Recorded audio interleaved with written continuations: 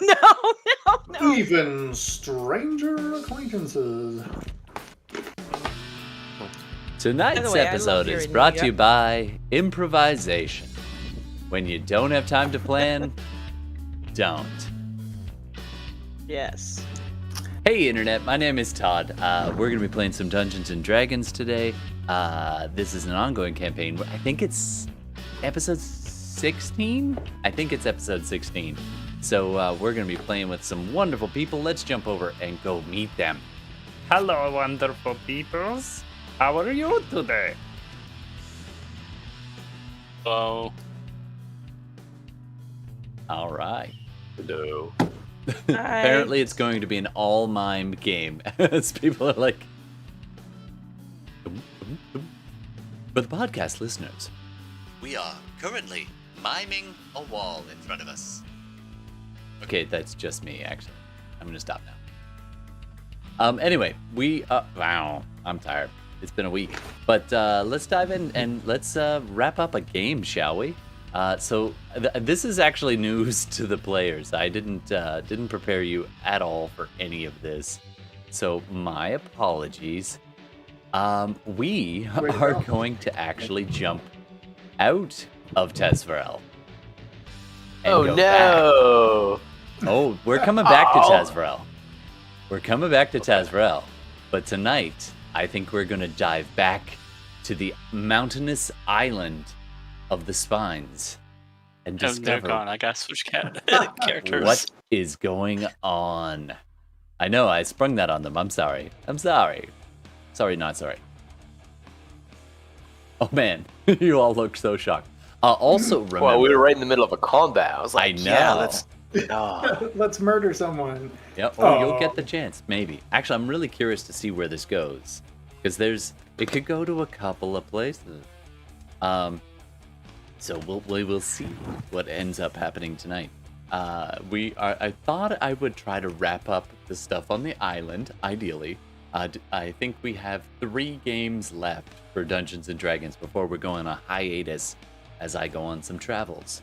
So tonight, next week, and then the 29th is going to be the end. Hell or high water. I mean, that's when the asteroid hits. 29th, yeah. Yeah. And then we've got Shadowrun as well going on Thursdays. So be sure to tune in for that. There's only 2 Shadowruns left. Ooh, 2 Shadowruns. Because we won't run on the 30th. Right. I will be on a plane on the 30th. You're not going to run from the... Yeah, They got Wi-Fi on the plane, man. They Could you do. imagine? It's shit, but they have it. I think Steve and I I both... was like running it off my phone. Yeah. By the way, I still don't know if I'll be here, though, on the last game, which is the 23rd, because I'm very excited. If I can talk, it'll just depend, because Mel's coming to visit. She gets in about dinner time that night. Awesome. And she really had plans that we were just going to get drunk. Good plans. It's been like 3 years since we've been able to get drunk together. Oh, boy. So, we get some time to make up for. Well, yeah. Although, just be aware. I don't know. I'll speak for myself here, but my kidneys are 3 years older than they used to be. And hangovers suck f***ing donkey. That's what hangovers do now. It's like a week-long affair. It's true. But, So you're saying when you come out here, I should have lots to drink? I'm supposed to be functional. You should just give him some Coors Light instead. He'll be fine. I'll buy you some American ow! beer. Right through the heart, Carl. Ah, that hurts. I started man. drinking scotch for you. It's like This that, is how you repay me. it's like that classic line, right? Now It's for like, I'll buy you some booze that's like making love in a canoe. That's fucking close to water. It is true. All right. What was I going to say? Okay, so tonight we're going to be... I look forward to that, by the way, Steve. The drinking, not the fucking in a canoe. Not the canoe? Okay. Ask, spell... Anyway. I won't take it personally. So, if everybody's ready, we're going to dive back into our game. We are on the island, desperately trying to give a message to a dragon. What could possibly go wrong? Nothing, right? All right, so we'll come right back with a recap and an re-intro to the characters. And with that, let's go. Yeah.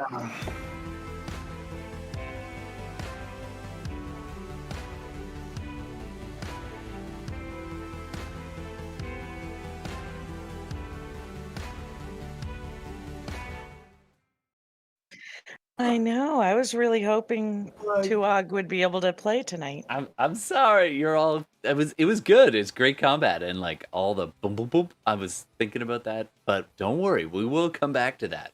But I want to resolve this first. Yeah. Todd has definitely watched Lower Decks. That's what I was thinking last time.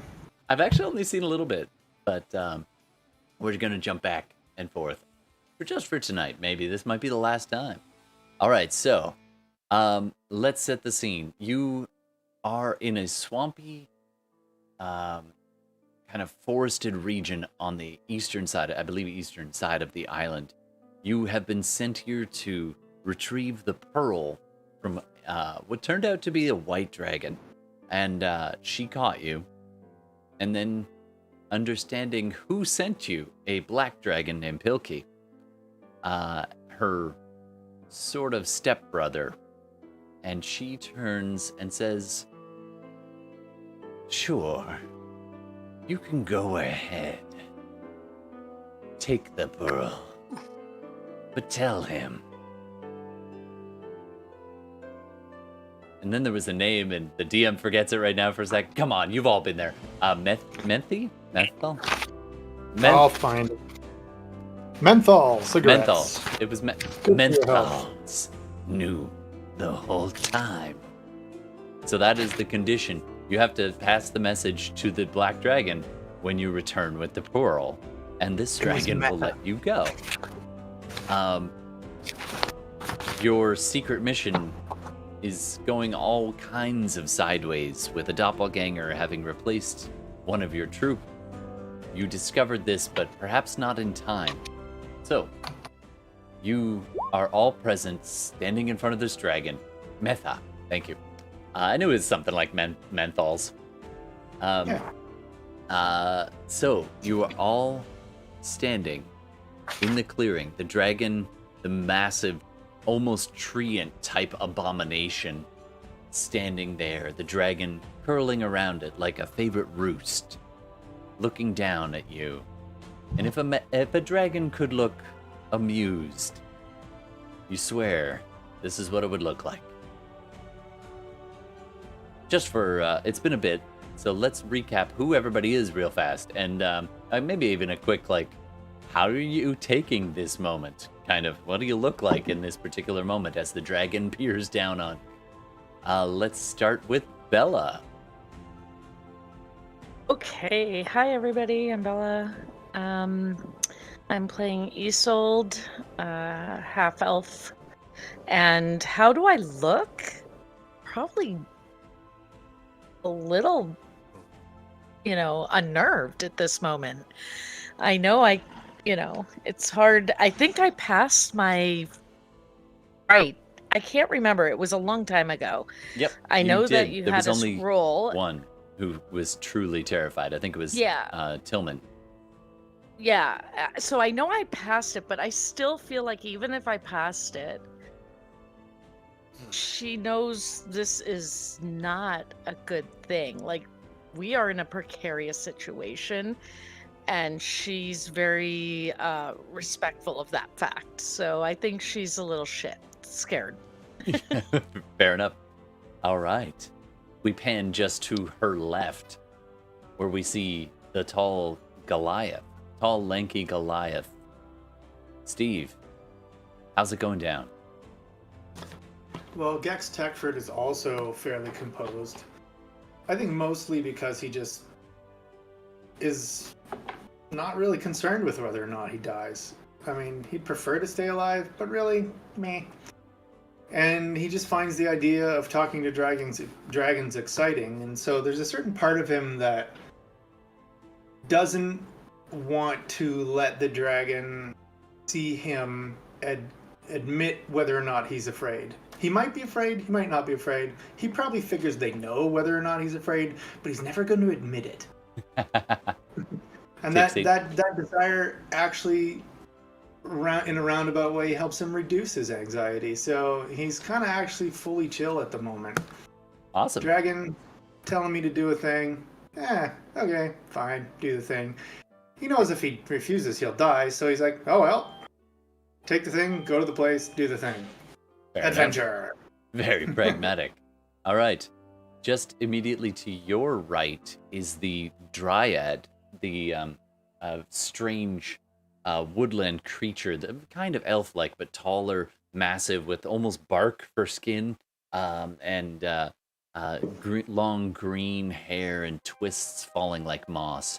And she doesn't speak a word of common, but she's been looking back and forth, semi-amused at all of the newcomers, who seem to not be hostile. So she's busy holding hands with Gex currently.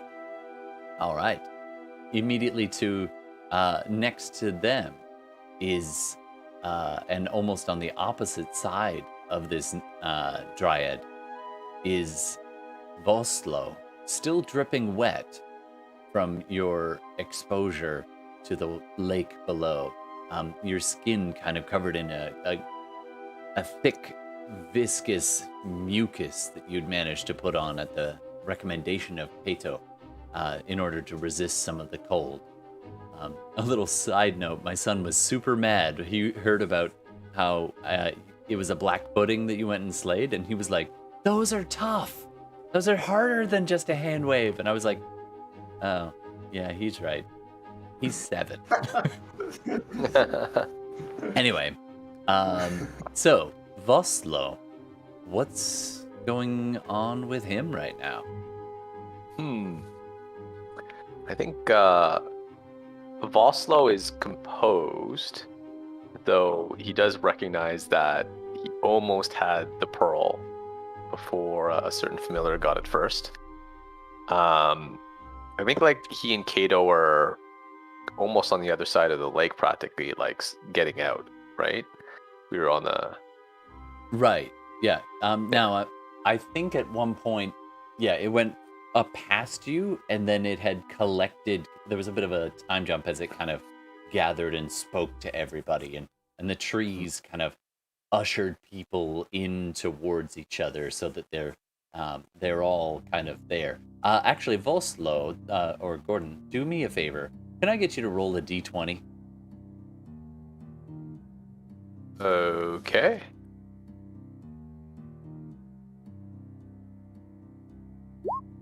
A 5. All right. So it is, in short order, the trees, the animated trees, at the behest of this massive treant or the Dryad, are busy marshaling the obvious group into a cluster, and they do immediately see you kind of swimming below the water, and the dragon flicks its tail towards you, and as you kind of you are very clearly not hidden, and after a moment there's this presence in your mind of the voice of this massive creature, which says, let's talk, shall we? Are you going to go to the surface and join, or are you going to stay below in the icy cold waters?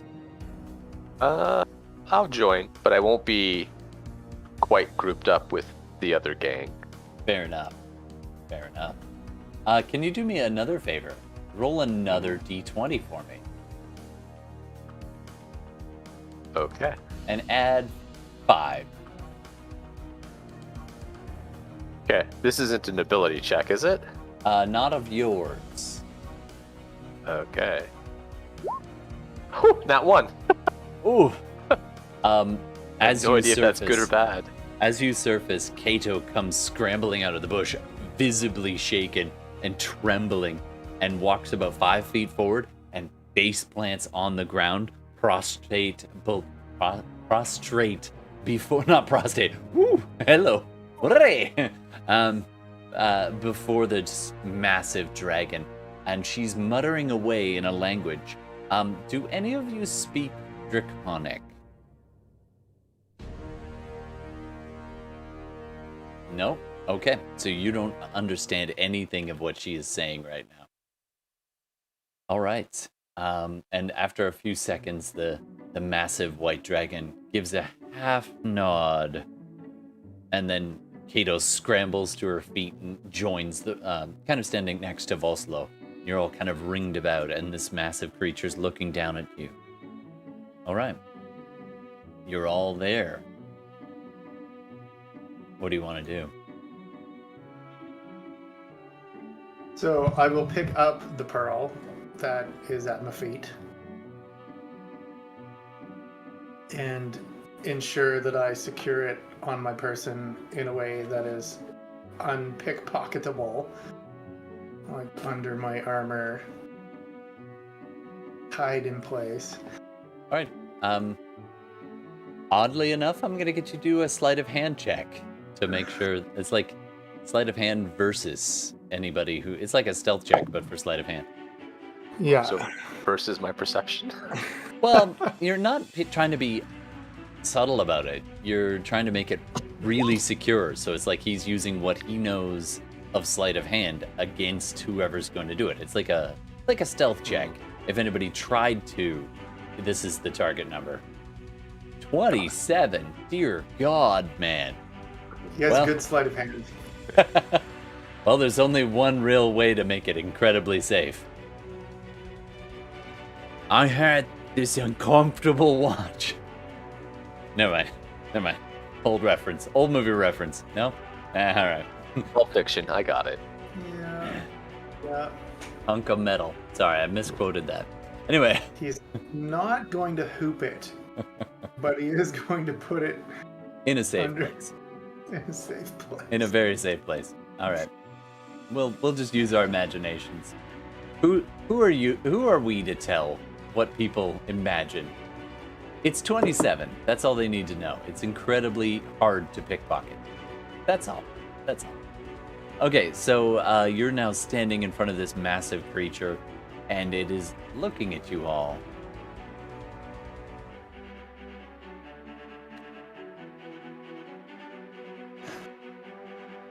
Tillman, what are you doing right now? And we didn't actually intro your character. I'm so sorry.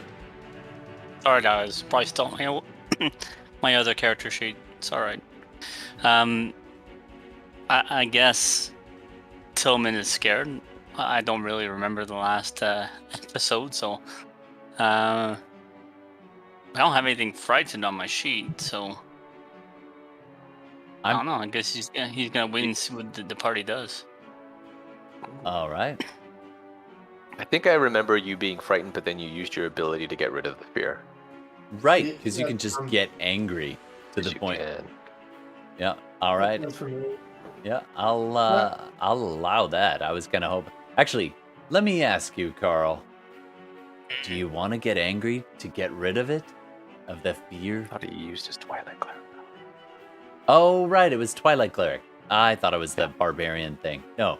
All right. So you just take a deep breath, and there's a sense of calm comes over you, replacing the incredible fear and rage that you felt just a moment ago. And it's almost like looking out over a large vista and you see the moonlight. And you take a few deep breaths. And you hear almost a voice on the wind. You can't quite make it out. And a few seconds later, you open your eyes. And you're back. And you are no longer afraid. What's up, dudes? What's happened, man? Got the pearl yet? We do. We have the pearl. Tillman, can I ask you a question? Yeah, man. Does it involve a hand drum? No. No, still And sorry proceed. about that. What do you think? What do you think it would take for someone like us, or someone like me, to get a dragon to do you a favor? Oh man, that's a that requires some insight, man. Haven't encountered many dragons, I must say, but you seem the kind of guy who can talk. You know, selling nice block to someone in the Yukon. So I'm sure you can make it happen. I could always give it a try. Are you guys saying this out loud or kind of quietly to each other? Totally out loud. Meanwhile, I'm just trying to get an insight on the dragon and what her ploy is right now. Like, Go ahead and roll an insight check for me there, Vostlo. And you have advantage. I look at Gex and I'm like, flattery. Flattery. Everybody loves to be flattered. Especially a very powerful dragon. Mm-hmm. And this, my friend, is one of the most powerful dragons I have personally ever seen in my life. Have you seen other dragons in your life? That is not the point. The point is that this one is the most amazing specimen that I have personally ever seen. Man, I That's the completely point. concur. I think that the whiteness of this dragon's tails, there's a certain brilliance, he said ever louder, that shines in a way that just warms my soul. Look at the glit, like it just shimmers. There's a certain iridescence that one just does not find anywhere.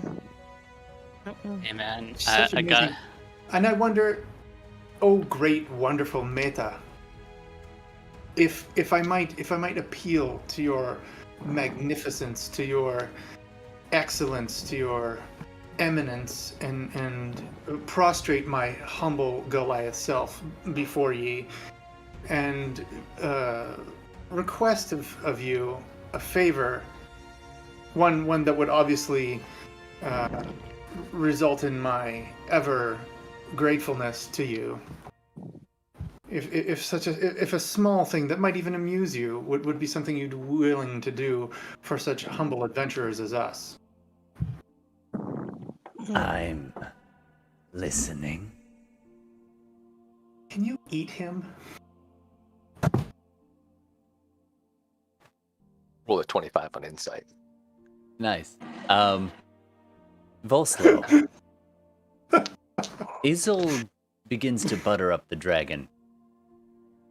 And you're watching it as it's almost dismissive at first, and then slowly gets pulled in. And then Gex starts to talk. And it's pulled in even further.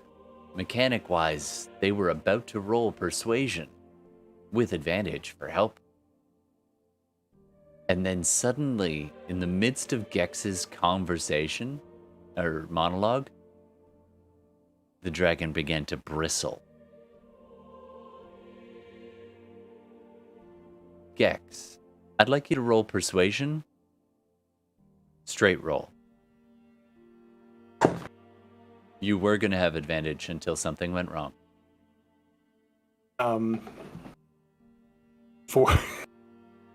14?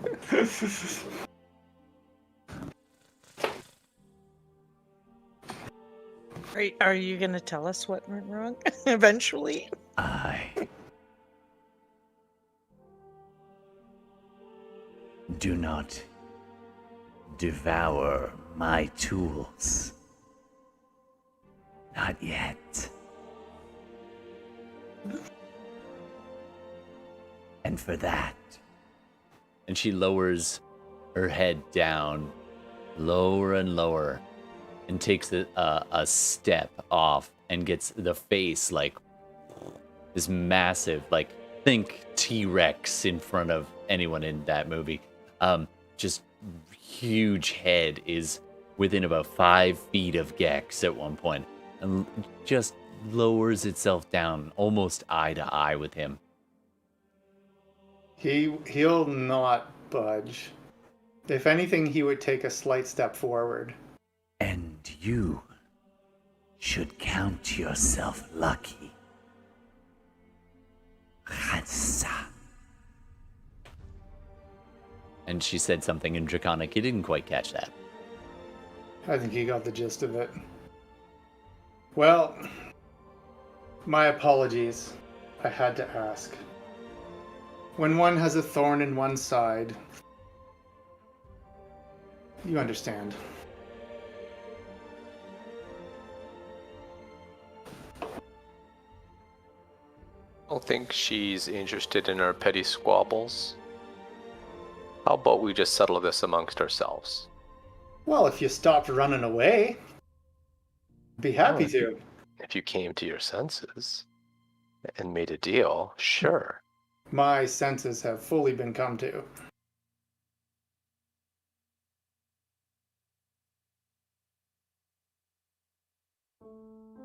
Pardon us, oh great Metha. If you have no use for see us her further- bristle again.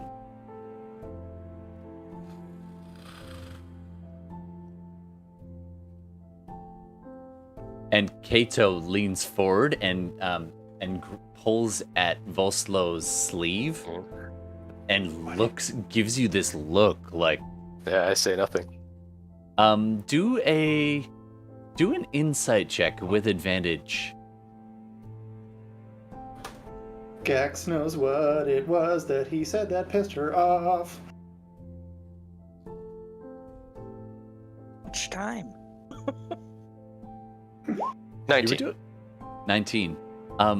The nature of your being as a doppelganger is a certain level of telepathy, and in your mind you hear Kato like willing you to Shut up, shut up. Metha's not her name. Metha's not her name.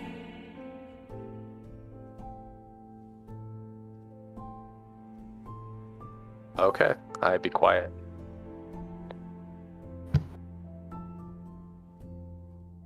Yes. and Kato kind of gulps and steps forward and kind of motions again and then says, We're sorry. We foolishly trespassed. We didn't think you would mind. I will do as you ask and tell my master what you wish. We're terribly sorry. Vesera.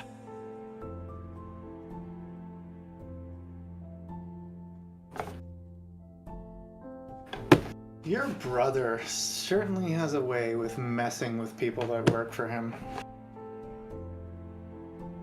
I can understand your feelings towards him. Yeah. Well, sorry for having bothered your wonderful oasis resting place area. We'll be on our way.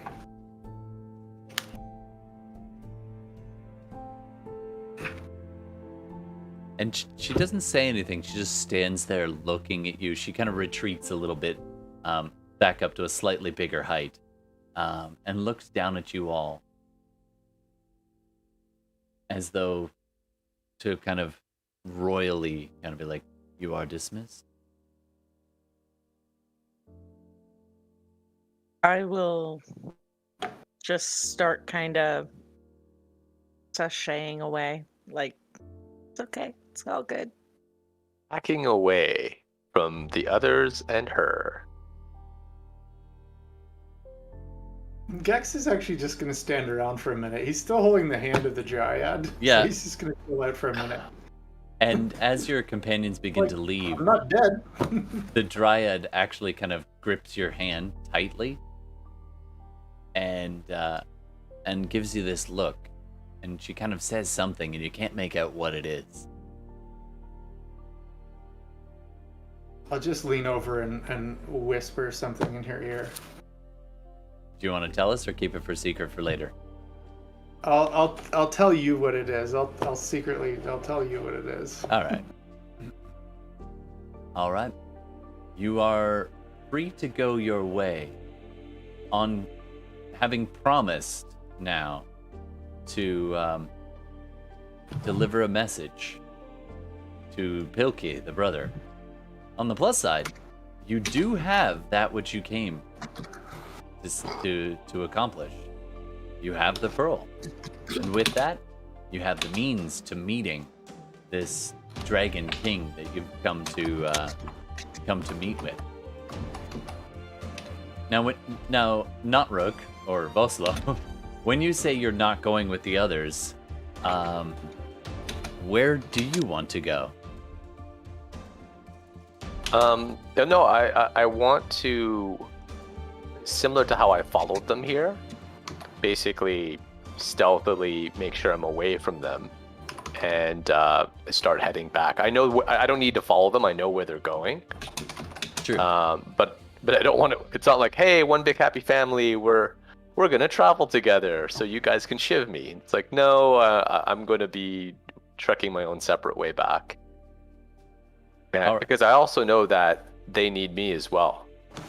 So as they have something that we each have something. Yep.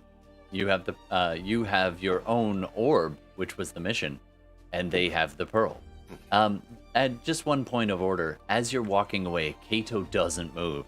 She just lays down in front of this dragon, speaking away in Draconic, and the dragon actually tilts its head down towards her and begins speaking with her in Draconic. And Kato turns back to you guys and is like, I need a minute. Are you gonna wait for her, or are you gonna move away? Anybody? No, I would wait. Okay. Yeah, Gex is staying. He hasn't left yet. He's kind of just said what he said, which is in your Discord. Oh, I'll have to check that on a break. I can check it on my phone, I guess. Yeah. So, for a few minutes, they kind of exchange words in Draconic, and she nods, and then she turns to Vostlo mostly, but to the rest of you, she's I'm gonna stay for a little bit. You go on.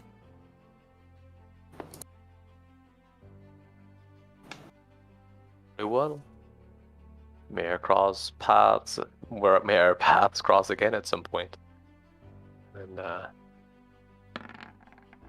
yeah.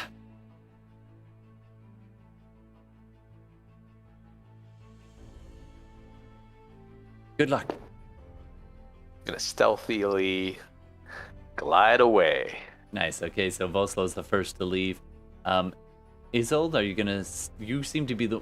Well, hold on. I gotta look up what Gex is doing. Hold on. Jumping over to that. Nice. So Isolde is kind of dragging her feet, and Gex, you eventually pull away from the Dryad and begin to move away. And Kato kind of holds out a hand. Goodbye. We'll see you later. And then she kind of turns her head. And she's like, I'll catch up. I insight to see what kind of emotion she's displaying. Sure, go ahead and roll. Insight. To see if I'm comfortable to leave.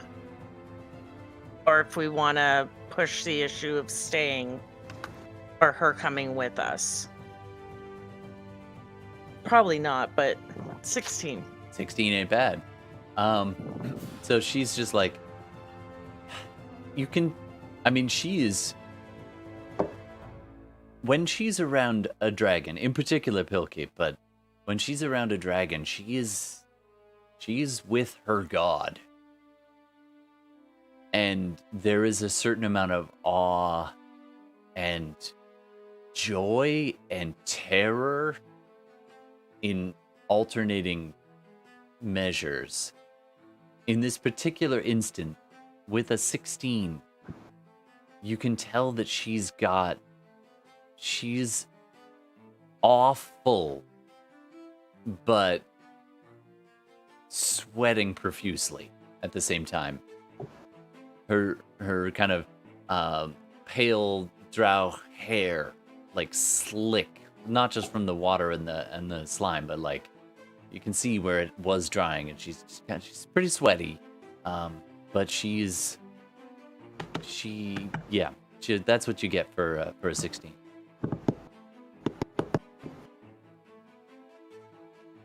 All right. I will then look at Gex, wait for him to, because I was quite a bit further back. I will wait for him to get more on point with me, and then I would retreat with him. Sure. So the group of you, Tillman, what do you? Oh, sorry. Go ahead, Gex. I'm just gonna say, like, before I actually start moving away, I'd go over to Kato, and he'll kneel down. Like, she's prostrate still. She's now standing. When the dragon started talking to her in Draconic, she rose to her feet. So she's now kind of standing there, and she's been waving to you, saying, "I'll catch up later." Before you go, Kato, and understand that I respect you, but I also understand that his purposes are contrary to ours. He's quite a good manipulator, someone who can take the form of anyone he chooses. So next time I see you, I'm going to wonder if it's you. And next time you see me, you should wonder if it's me. Duly noted.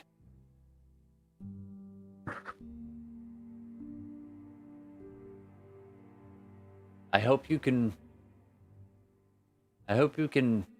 accomplish your mission. If it serves the Dragon Masters and your masters. I tell you though, I care less about the mission as the days go by. More about my friend. Well, sometimes you find friends in the most unexpected places.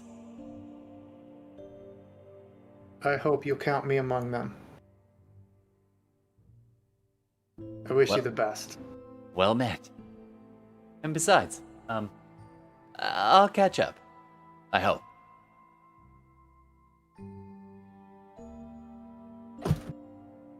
All right, you guys hike off and kind of leave the Vale behind you as you head out into kind of reclimbing up towards the peaks that you had to cross before.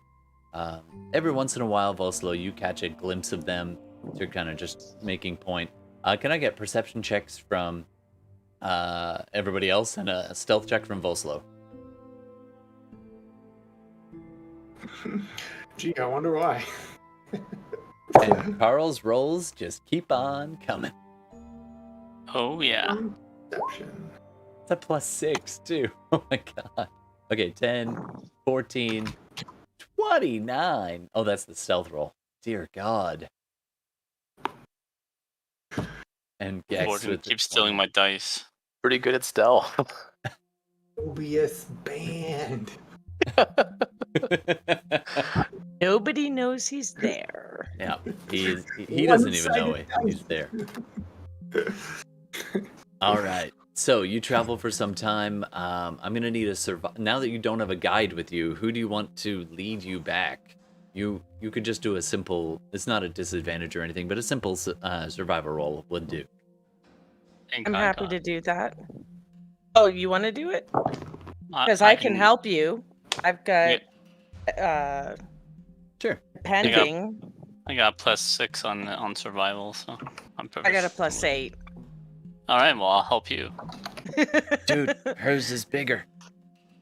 that is like my jam. Is making sure things go tracking and all that stuff. That's what I do. I track creatures all day. 19. Not too shabby. Do I get the advantage? Yes, you do. Because you originally okay. Because Yeah, Tillman is helping. I'll take the He's 18. trained. Yeah, that's fair. Versus I'll the take 3. the 18. All right, so you pick the path pretty safely, and you find a quiet spot. And Gex requests a break, so he's gonna. It's something you have to do and stop. It takes about an hour to recast familiar. It's a ritual, but that's okay because I have a feeling people want to take a short or possibly even long rest as you're out in the mountains. I would love a rest. I got banged up with that fight. Absolutely. So you guys make camp and look around. Vostlo, I'm going to need you to do a survival check as well. Wouldn't that be great if you got lost? Well, this is more of a how well you survive in the wilderness. Are you going to be in exposure, Okay. staying warm? 17. I don't know if you want to light a fire or not there, Vostlo. No. Okay, so I'm going to get you to roll with a disadvantage. As the night comes on, the temperature gets surprisingly chilly in this area. It's tropical island, but the nighttime still drop. The DC is not very high though.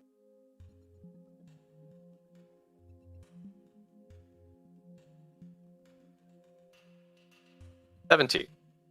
Okay, 17, same deal. All right, so you manage to, even though it's a bit cold, you pull your cloak around you and you find a quiet tree branch or something to hang out on, up away from any predators that might be on the island. And everybody else, you set camp and you have a nice long rest. Is there anything anybody wants to do for the night? Am I near them or am I? That's up to you. Away. With your, you can keep track of them pretty easily, and with your stealth, you can be as close as you want. But you that was Especially just if they're lighting a fire, I should be able to see them, right? Well, that's assuming they want to light a fire. I don't know. It's up to them. So Tillman, in an effort to further regain favor with Saloon and with the bouts of barbarism he's had, we'll just take a few moments to commune and pray with Saloon just to try and get some favor. So. All right. So absolutely, and you spend the night looking up at the night before sleep, looking up in the night sky. The clouds part at one point, and you see the moon shining over the distant ocean. You're kind of up on the hill a little ways, so you can actually see out towards the coast. There's a band of trees between you and the beach, but you can definitely make out the ocean and the horizon. So I'm assuming that. Anybody else want to do anything? I feel like while we're eating, even I know that Vostlo is out there somewhere close by. Obviously don't know exactly where, but I would assume that he is going the same place because we also know he has what we want and vice versa. So I would kind of quietly talk to the other two because Isolde is still trying to figure out what the heck is going on, because she came in a little bit later as a crew and didn't really know what was going on and who was who, and so yeah, she would kind of be like, X, what are we gonna do about this situation? Well, How? First, I'll give you the words version of the puppet show. Oh, good, because I didn't get the puppet show. and I cast rolled her shit on my insight. out. Yeah. he'll just like redo it, but like this time actually narrate it because he's like, oh yeah, I guess you didn't understand. This is what I was trying to tell the Dryad. Apparently she didn't understand either. And to top it all off, I can't imagine someone so effectively being onto what we're doing and thinking and thwarting everything without being able to read our minds. I know that's a magic thing some people have. I don't know if it's a Doppler thing, but I think we're at a serious disadvantage from that point of view. And so I'm not sure what to do there. Other than just say everything out loud all the time.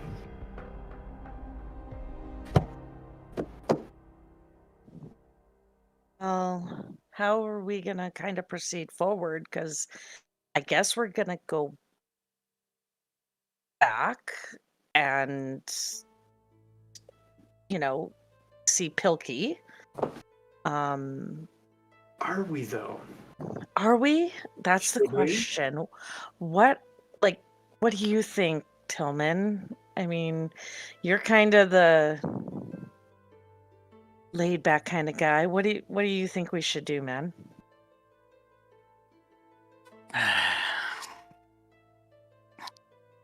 Hey man, maybe this dragon's not so bad of a person. Can learn from a few things to help further our knowledge, man.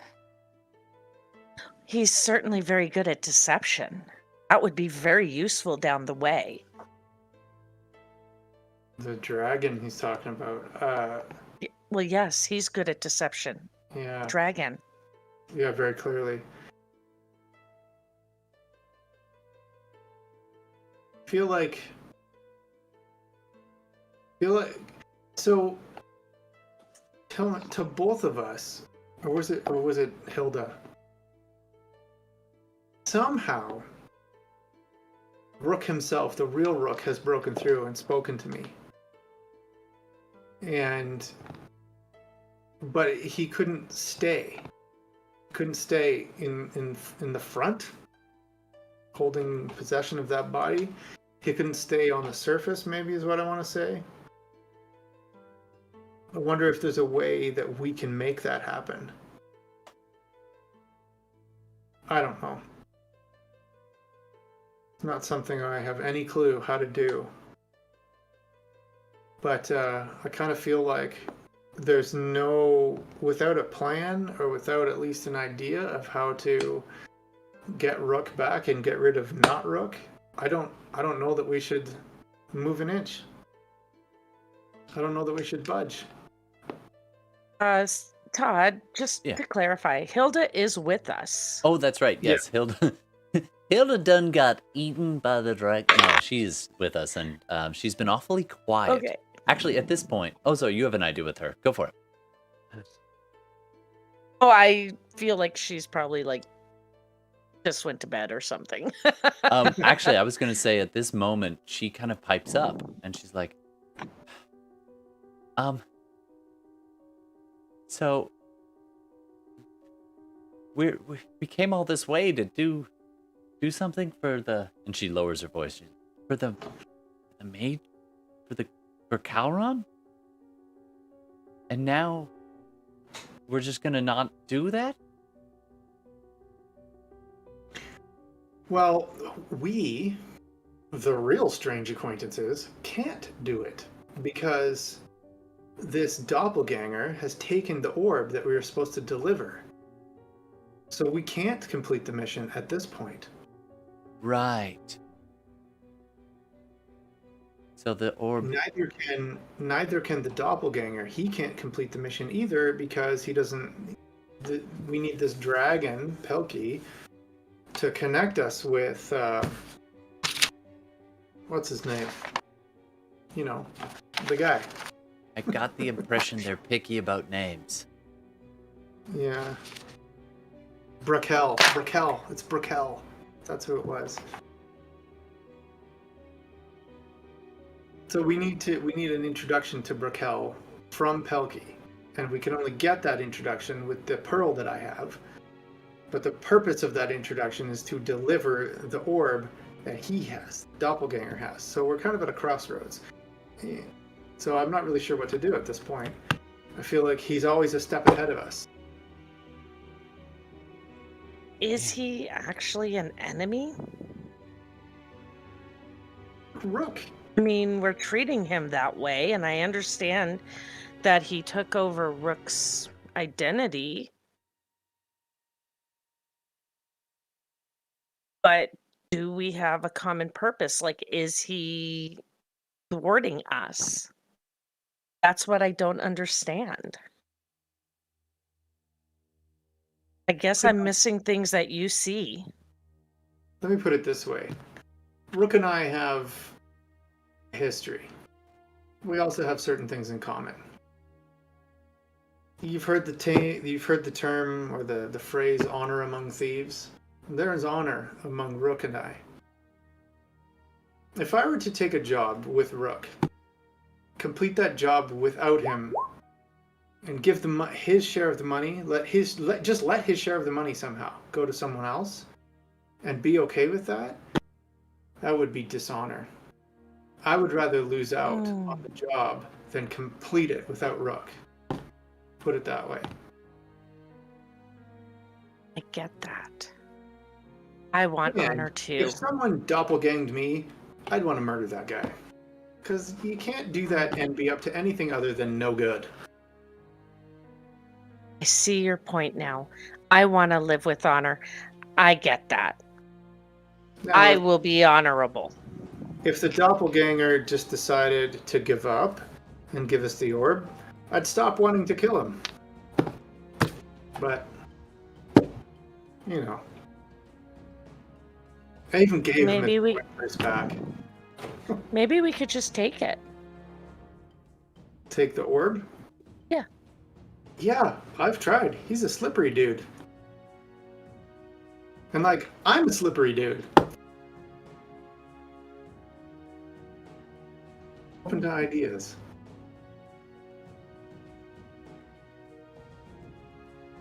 Out of curiosity, what kind of... So, doppelganger, would she know, like, that's a kind of humanoid? It's not something that she normally goes up against? In terms I'll of... let you roll a nature check for that. A type of creature that she would naturally be able to track? I mean, you have absent-mindedly noticed, like, he leaves footprints and things.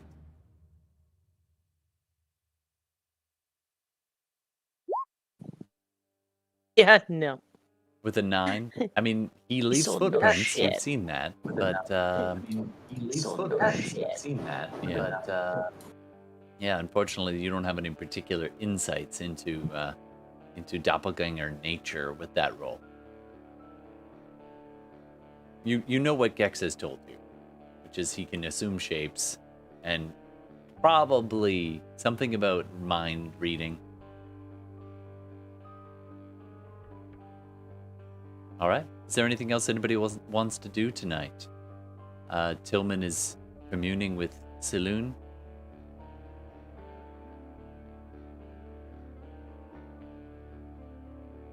No, I'm going to command my familiar, who I have cast as a great gray owl, to rest upon me as I sleep. Sit on me. And let no one touch me. Fair enough. So Yeah, I'll take a watch. Okay, you're gonna have a watch system? Sure. Oh, for sure. I need a little bit less sleep, so I'd be happy to do a little bit longer of a watch so everybody else, my compatriots, can get a little bit better sleep. All right. Can I get you to do as first watch, Isolde? I'll get you to do a perception check, please.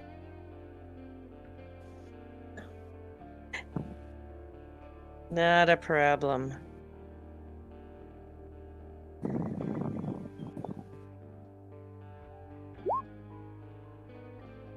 $12. 12. All right. Okay. Who's gonna? So you're everyone else is trying to rest, and the massive whitish owl, kind of semi-translucent owl at times, kind of perched on Gex, occasionally swaps footing. Gex, can I get you to do, on your familiar's behalf, a perception check? I believe they get it with advantage, though, because of their keen sight.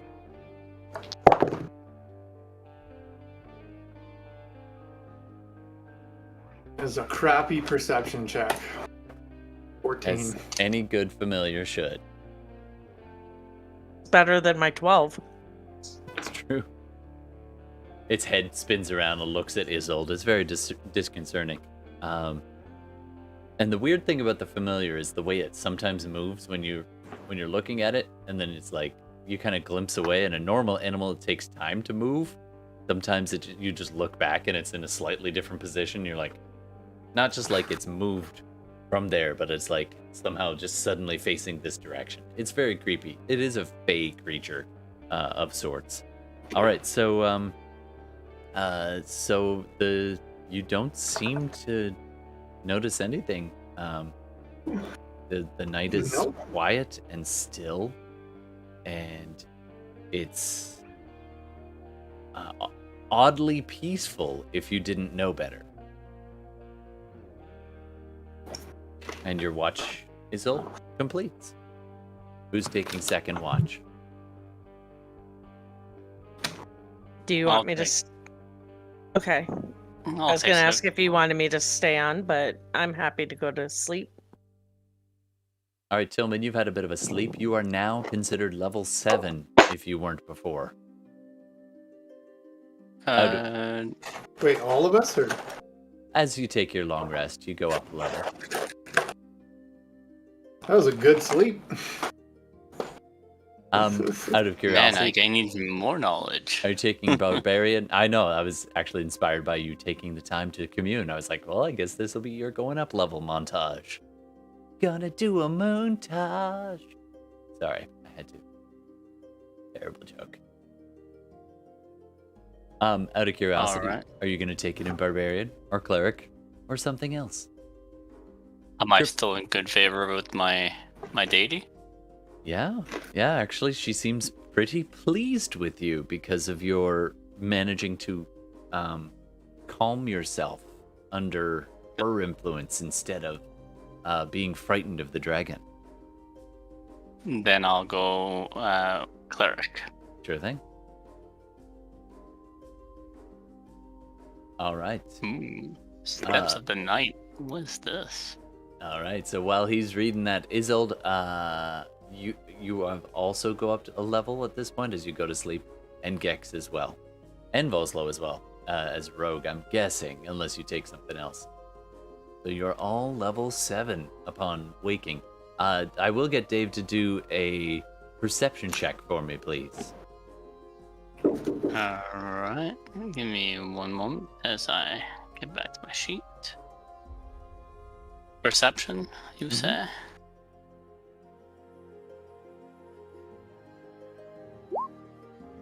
Nat 20.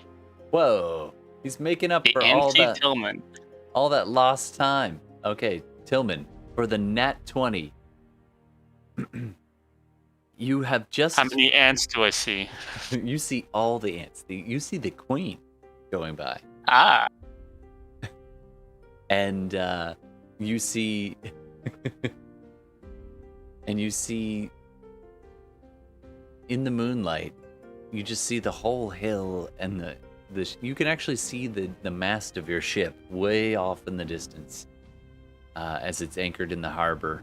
You see pretty far away, you see the mists coming up, and then you turn your head, and walking across the kind of open hillside near where you took your major camp, you see a shadowy figure walking in the dark. But you immediately recognize them with your nat 20, total 26. The lithe form of the drow guide walking towards the camp. Kato.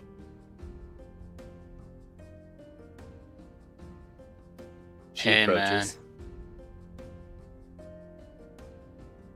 Up. Hi. Glad that didn't take very long. Nah, man, we're good. Where's Vostlo? Not Rook? Yeah, not Rook. I don't know, man. Haven't seen him. Hmm. Must be... Knowing him, though, man. He's probably not too far, keeping an eye on us. And she takes a look around, kind of scanning the edge of the hills and the kind of rocky outcroppings, some of the forested thickets that are, there's various. The trees are more a little bit downhill, but right now. So, no, she just kind of shrugs. She's like, "Do you mind? It's kind of cold out there. Do you mind if I?" She nods towards the fire.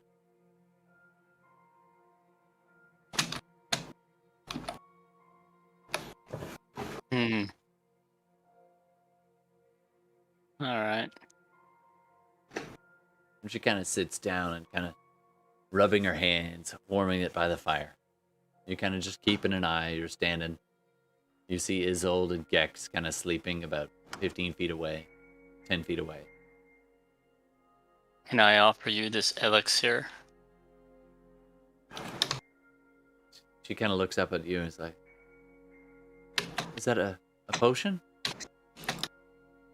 Yeah, man. Found it on a ship. It's legit. I mean, and she kind of takes it from you if you've offered it, and she kind of looks at it. I mean, I did get a little bit banged up when we were fighting the pudding, and she kind of, you can see this kind of stain on her clothes and skin of this viscous liquid. Thank you.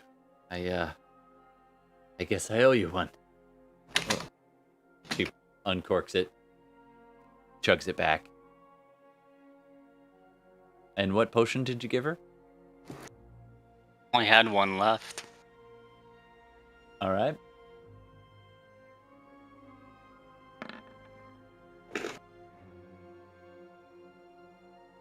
And you see her kind of pause, finish, kind of lick her lips a little bit, and kind of just rub her stomach ever so slightly. Just kind of hand on her tummy, and then she corks the bottle and she offers you back the vial. Do you want to keep this, or should I? I'll take it back.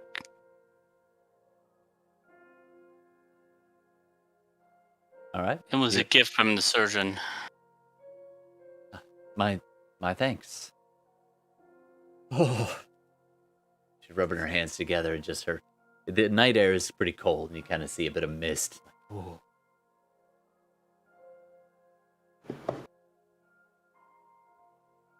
All right. She just sits by the fire.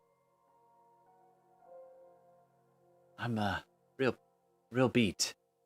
Think there's no hard feelings, right?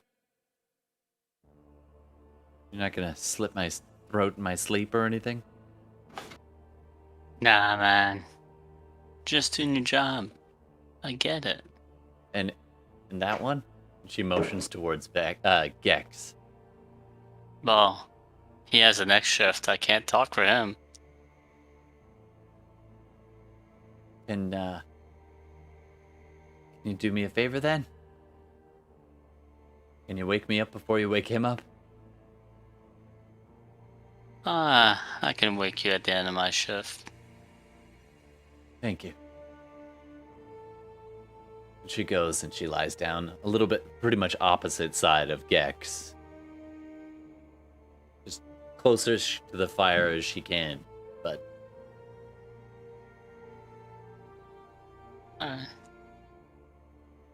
If you want, I can... And as she's kind of settling in, if you want, I could take a watch.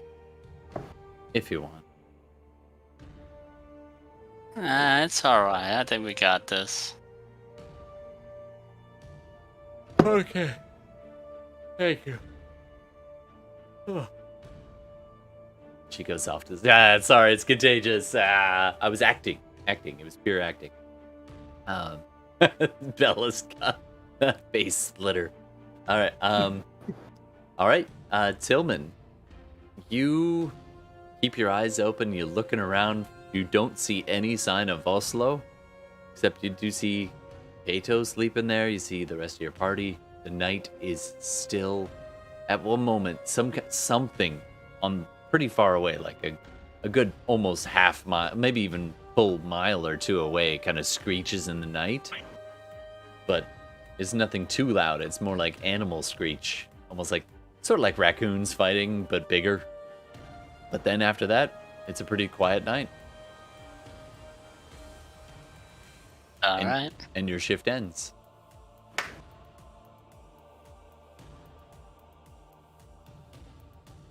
Okay. You gonna wake up Kato or Gex or both? I'll wake up Kato. She seems a little bit like she could have just kept on sleeping, but she thanks you nonetheless and kind of sits herself up. Scoots back away from the fire a little bit.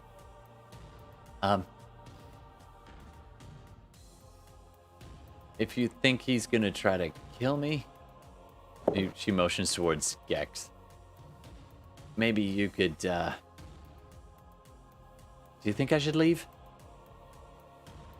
I mean, it would be good if I could speak to Pilke for you. And on your behalf, I promise I'll do my best to help you. And I don't think Gex is gonna kill you. I think you don't have to worry about that. Okay. She kind of sits there, knees pulled up against, kind of waiting for you to go and wake up Gex. And you do. But he is a Goliath. And I wake up Gex.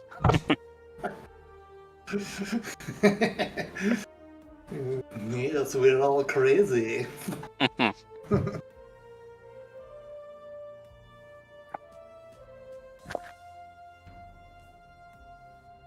Well, when he wakes up, he'll just check to make sure nothing was taken that shouldn't have been taken. Nope, still in the hoop. Okay. Good bird. Go fly and do some flying. It screeches and kind of flies around. Do a perception check on behalf of your familiar. Does it have any? It doesn't have any bonus I think differential. it's got like a +3 or something. +3, and it does have advantage. That's a loud dice. 17. That's pretty good. It's circling around. It reports back every kind of pass. So far, it's not seeing any signs of anything. Gex, you do see Kato kind of sitting by the fire as Tillman kind of hunkers down, gets ready for bed.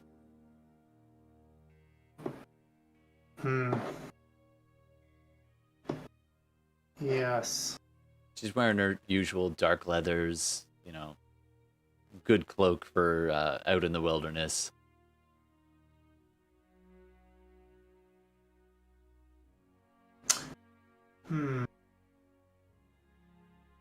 She looks pretty tired, but other than that, she looks none the worse.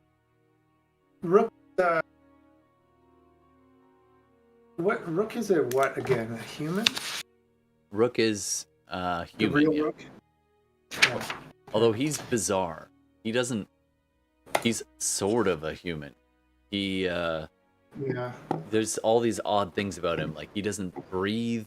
He'll sometimes forget to blink at long intervals. No, that is a different question. Oh, Gordon has dissipated. It's okay. Probably, life. It's all good. Okay. Yeah. Okay. Who's all awake now? Are we all awake? Actually, it's still your watch, so it's the kind of it's probably about 4 in the morning, and unless you wake Yes. up Isolde or Tillman. No, I'm gonna let them sleep, and I'll just sit kind of close to the fire, So you're hand on precious jewel and other precious jewel. and Kato's just pretty much directly opposite, still pretty cold. The night around you is turned a bit chill, but other than that, it's pretty nice. Well, I'll start talking to her then. Sure. If I have a little bit of time. Yeah, she looks tired and yawns a few times, but other than that, she's just kind of sitting there. Cato, have you ever left this island? Not since I got here. When did you get here and from where? About 30 years. Came from Bazazan, on the far side of the sea. If you keep going east. Why did you come here? Was it intentional? I was part of a merchant vessel, and they sometimes stop off in various islands out this way on their way. It's a very rarely traveled route, so when I had the opportunity to come to shore, there was something about this place. She's kind of stirring the fire as she's talking. There's something about this place. It's, they say that the Dragon Queen herself chose this spot when she The decided Dragon to... Queen being our recently Tiamat. met No. Tiamat, yeah. What was Dragon's correct name? I heard you say it. Which She obviously one? got upset that I called her Meta. Oh. You were speaking to Vesra. Metha was one of her sisters. So why... They don't all get along, but Vesra and Metha did. Pilke, too. Metha got along with almost everyone. So why would Pilke have told me that her name was Metha? Was he just messing with me? No, Pilke said to come here. And he told me to take you to Vesra's territory to retrieve the pearl. But, it was before my time. Metha's not here anymore. She's not on the island. She went away with some of the others. And for a long time, they apparently all got along, more or less. Pilke was not always looked upon with the same respect as the others. He was the youngest, so the smallest. But Metha was always kind to him, even when he would scheme against her. So has he always been that way? Manipulative, scheming? Well, I wouldn't say that. I've sworn my life to him. And he's a great master, but they don't always get along, the various members of the island. But they each have their factions, and I serve mine as best I can. Sometimes they work together, sometimes they're at odds. So, will Pilke keep his end of the bargain? I've never known him to back down against his word. If he's promised it, he'll do it, if it's within his power. That's one of the best features of him. But I don't know. Something about the way Vestra said that. Maybe there's more. I don't know. I got a bad feeling about it. I don't think there's anything going on in this island I have a good feeling about. You get to know the place, there are good things. We, and then she says a word in Draconic. Do an insight check for a second. See if you can pick up the meaning. My insight. 16, 17. Oh, that's pretty good. So she says a word that you kind of piece together the meaning out of context. And it's like, it's not cultist, but like us members. Right. Yeah. Ooh, there is amazing things to be gained by serving these creatures. And they're so intelligent and powerful, and they have long memories. What have you gained so far by serving Pilke? I found a place I can belong. I mean, us drow aren't exactly welcome in all the places. And what about you personally? Beyond being welcome, has he given you powers, money, lodging, possessions, given me purpose? Connections? I was casting around, trying this and trying that, and trying to come to terms with my people and where I'm, my place in the world, and to serve such a creature, these beings live for thousands of years.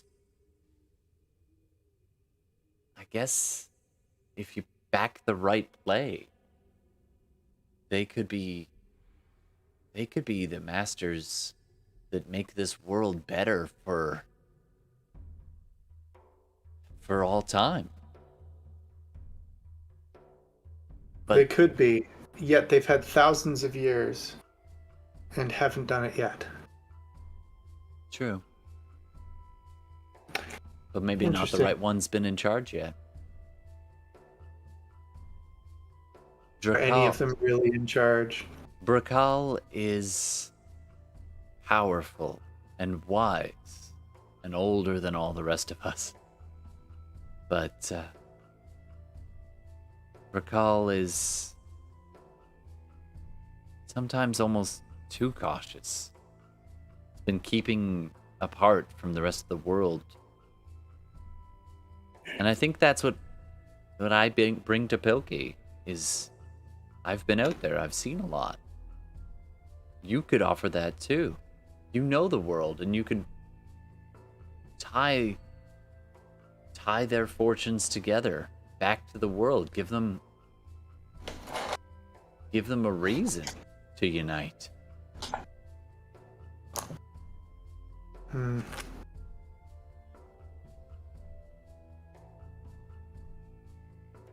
That would be an interesting challenge.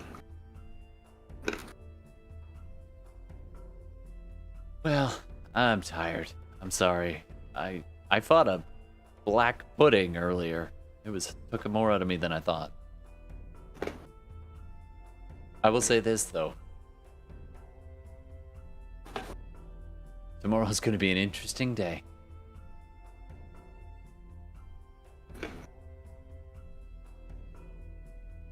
Good night, Gex. You have a good night. I promise I won't stab you in your sleep. Appreciate it. She kind of smiles a fairly confident smile, actually. It's kind of like her drow kind of features kind of puckering into almost amusement at that. And then she kind of goes off and closes her eyes, assumes a kind of restful position, even though it's more alert than and not quite as like comatose as sleep. And she's unmoving for quite a while.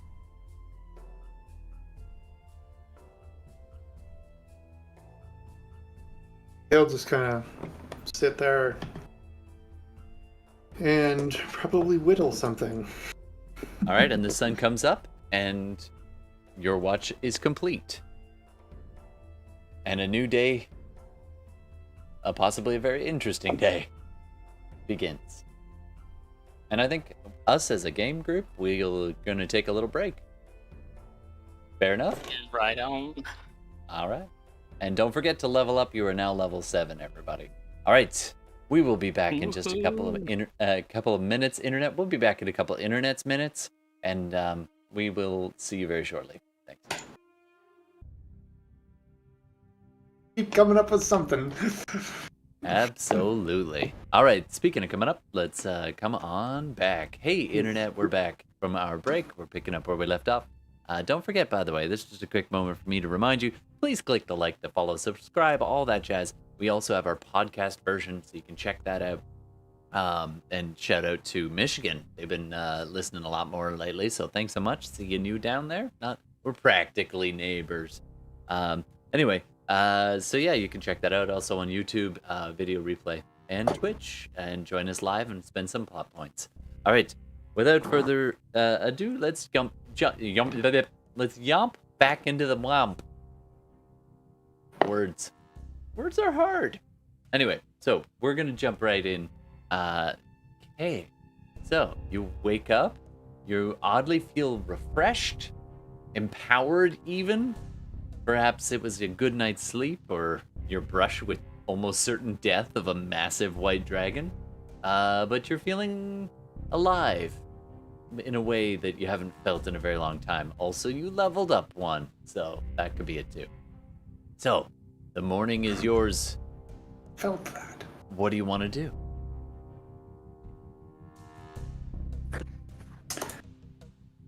Well, Tillman, Hilda, Isolde, are you ready?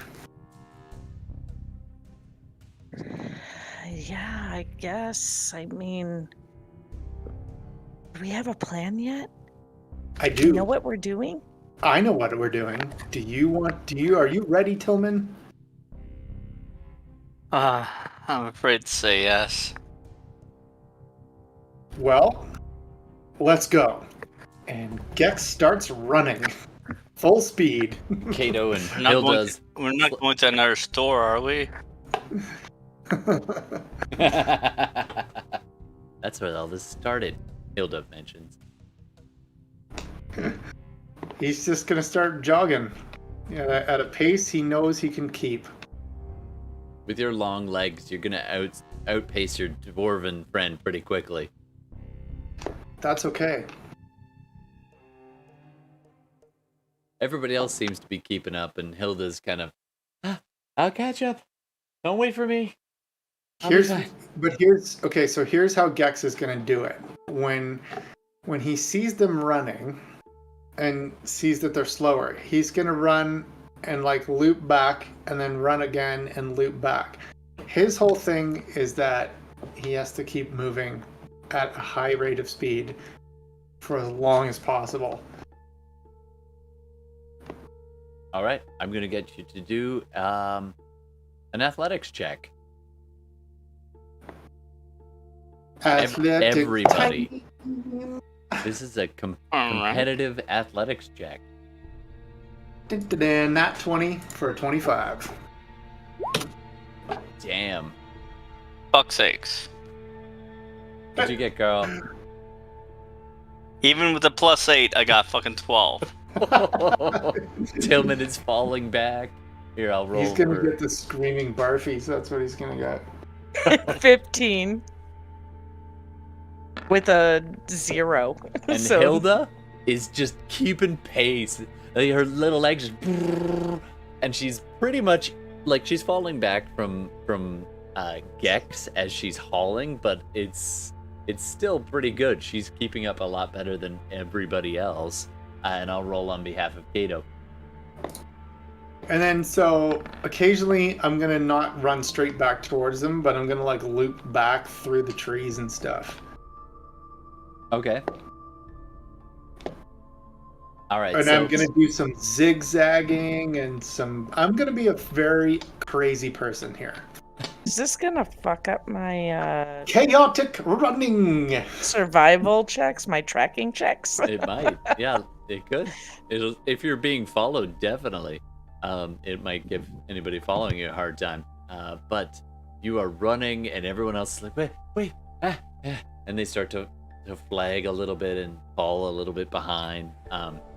So the order of the speed is basically Gex, then Hilda's holding up the second best, then Kato's not doing too bad at all, actually, and then it goes over to Isolde, who's eagerly trying to keep up, however, slightly confused in the zigzag patterns. And then puffing up the rear is slightly out of breath Tillman. Man, I'm gonna stick to the shrooms and lay off the herbs, man. Not good for the lungs. I'm also gonna obviously instruct Familiar to be looking for ye doppelganger. Do another perception check for me. Time to perceive. 14. No sign. All right, I got my sign. good roll for running. Yep, you got your great roll for running. All right, so everybody's a little bit out of breath and wondering why you're basically taking almost twice as long as a direct route would be. But everyone is just like, okay. So it's taking quite a while, and Kato kind of calls up, it'd be a lot faster if we went this way, but okay. All right, you've got your plan. Just tell me if I'm heading in totally the wrong direction. I mean, and she points downhill now that you've crested the peak of this particular pass, and she's like, I mean, it's all downhill from here.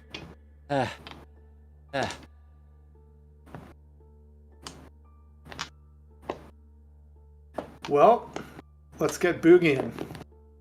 All right. So you kind of zigzag pattern your way, wacky style, down towards Pilke's mountain. Basically, you get down into the valley, then come back up the other side, and that is the outcropping with the caverns in which you met Pilke, the Black Dragon, and Kato led you to. So, are you going to be heading there? You can head back to your village, where your crew was. What do you want to do? Oh, we're going to Pilke. I'm running straight there, full speed ahead. Okay. And everybody's I don't want to doing their lose best my to- companions, obviously. Right. But yeah. All right. Very cool. So you're just, and they're just like, Tillman, you're having a rough time of it. I'm going to say you can choose to either fall behind with that roll, or you can take a point of exhaustion to try to keep up.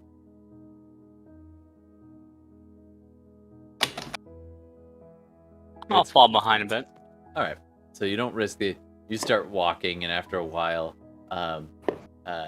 Isolde joins you in the walk, and so does Kato at one point.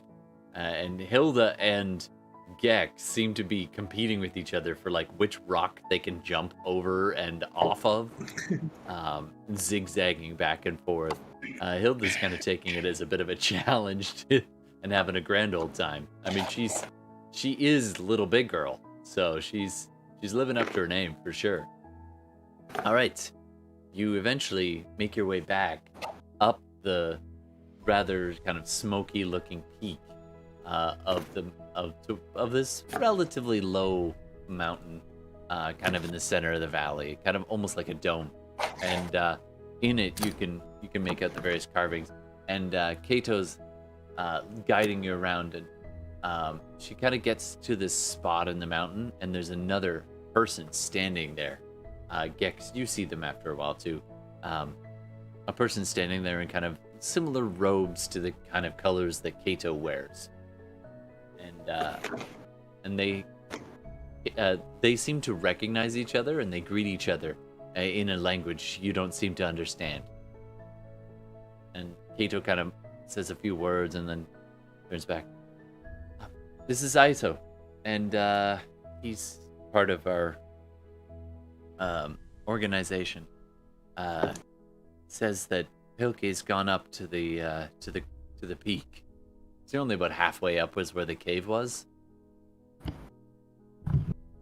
Well, thanks. High five him. Off to the peak. It almost bowls him over. You start going up, and poor Tillman's kind of bringing up the rear, trudging along several minutes behind. You guys get to the top. We'll jump ahead a little bit. So I'm just gonna assume a particular marching order based on those rolls. Tillman, do you guys see the new map? Do I? It's black. It's black, yeah. The whole thing? The whole thing is black. Really? Yeah. Okay, just 1 second. See people pinging.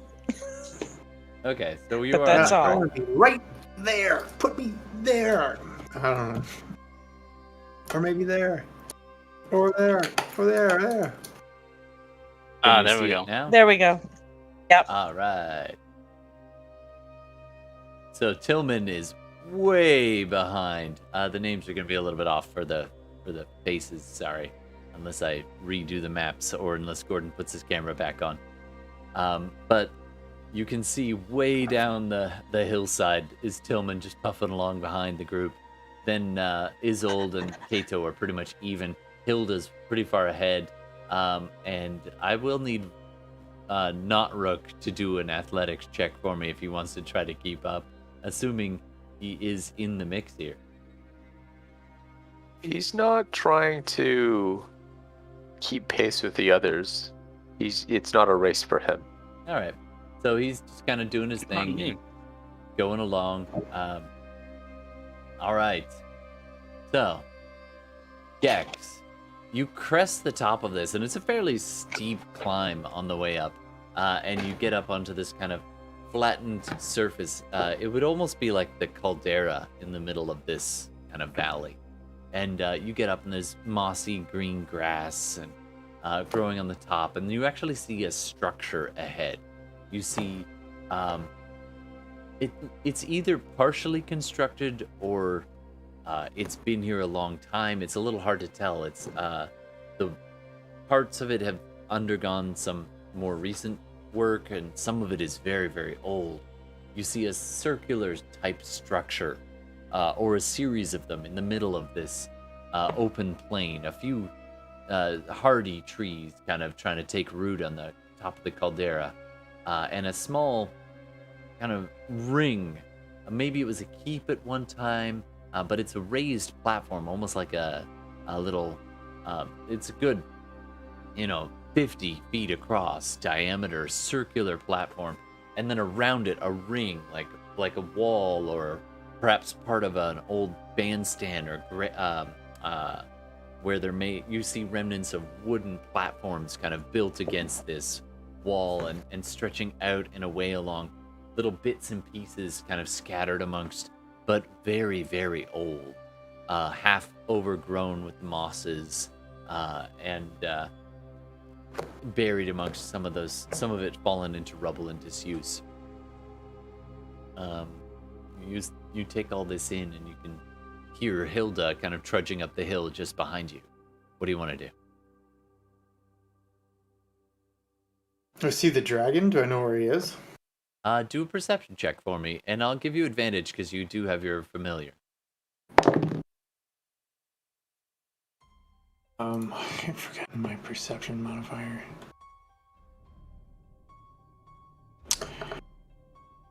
Oh, lordy. 12.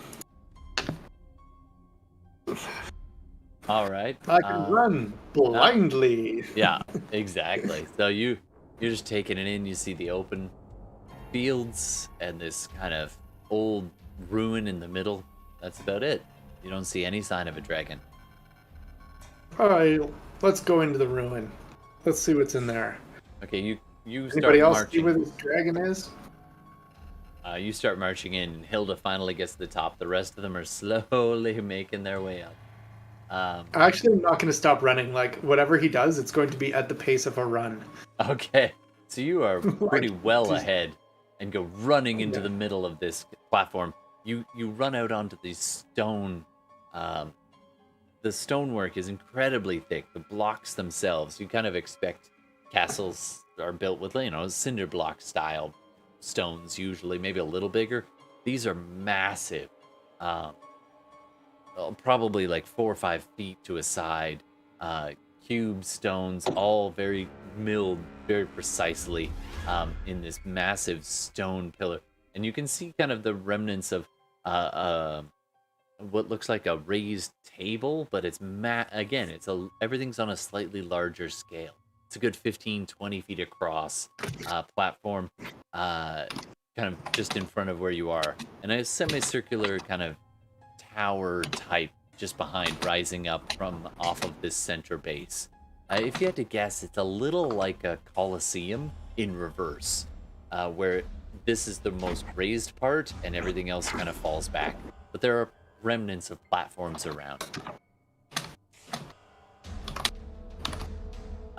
Do your perception check of 14. It takes you a while to realize, and Hilda, by the time you realize it, Hilda has already walked up behind you, and Hilda kind of catches up to you, even though she is very stalwart. She's barely out of breath by the time she gets to you, and she kind of, I guess we're here. Oh, Gex, we are not alone.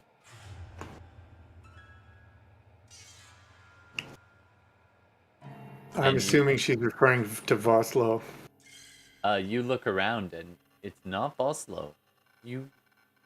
When she points them out, you see them. A few figures standing amongst the ruins. Acolytes, as it Yeah. were. Acolytes spread out in various seating positions around, trying to. They don't seem in any way kind of hostile per se. They're sitting there quietly watching, and still. Then, yeah. It's almost. So, Yeah, it's a bit unnerving. So Gex is gonna kind of bellow in his deep Goliathy voice and yell, "Pilke, show yourself!" It's right about now. The rest of the group has crested the top of the mountain. Tillman is the farthest back. Isolde, are you walking in amongst the rest of us? Am I wedding in the Are monks, the you- rest of us? So you can see Gex and Hilda kind of standing before this large raised table in the middle of this wide circular platform, with the tower behind them, and a few people shifting around amongst the edges. Kato is standing next to you, and Tillman is puffing up behind. You're probably about 30 to 50 feet behind where Gex is. Yeah, I would kind of hesitantly go toward Gex, trying to get closer, just in case. I'm also I want to be looking out for the doppelganger, All right, not can, Rook. can I get you to do a perception check for me? I mean, I know he's super stealthy, but It is a fairly wide open area. what? Dang. What did you do? 23. Oh, that's pretty good. Pretty good. Pretty One good. second. Actually, I'll just say rather than type. Gordon, can you do a stealth and athletics check for me? Okay. Also known as stealthletics. Can I see if I was being followed up the hill, given that, I just got up? Sure, you can do a perception check as well. You're just taking your time, walking away. Oh my god. Why are you the way that you are? Wow. Oh, don't worry, I got that one. Oh my god. All right. Nat 20. So which 31 one was which, stealth. Gordon? What was your well, stealth and what was obviously, your... Stealth is the It's pretty 31. obviously between the two of them. So Rook is right beside me, and I don't notice him. Oh my 17 god. athletics. 17 that. Nope. All right. All right, and the 31 stealth. Holy crap. Okay. Crap. I I don't think you guys are going to Goddamn. see him. No. Now, would my my feat, I took the alert feat, would that have any bearing on not Rook being able to sneak up? He might not be able to And get the jump on you because you'll see Okay. at this instant well, not him. I don't want to presuppose what he's going to do. But but- your alert would have some effect on any kind of surprise. Okay. And Tillman is trudging, and got a natural 1 on his perception. So you briefly leave your body and are communing with Saloon as you go walking up. And it's this alternating thing where your feet hurt and you're getting grouchy and the pulse is rising and the rage comes and then the moon comes. And in your mind, Carl, we're going to cut to you for a second. In your mind, you're in a conversation with Saloon. And you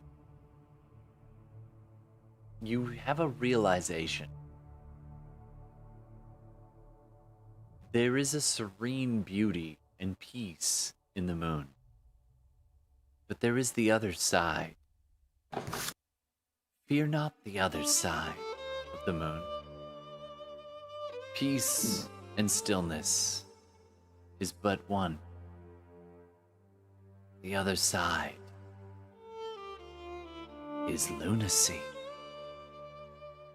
Your madness is not unwelcome, but brings you closer to the truth.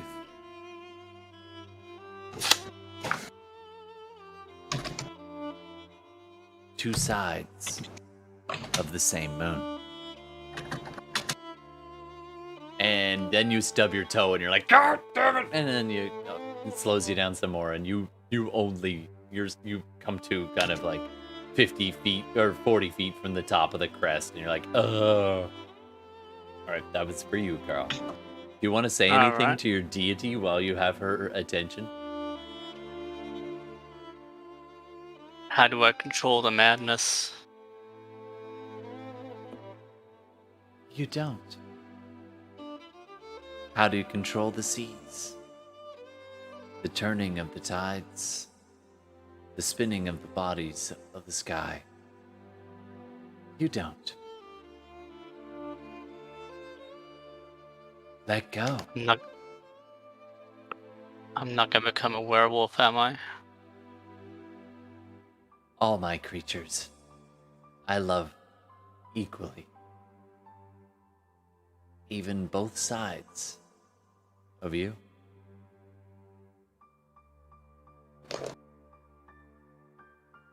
Alright.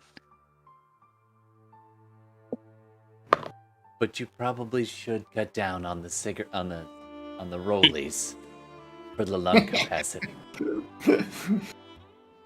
Alright. He says as he Oh. chews on another shroom.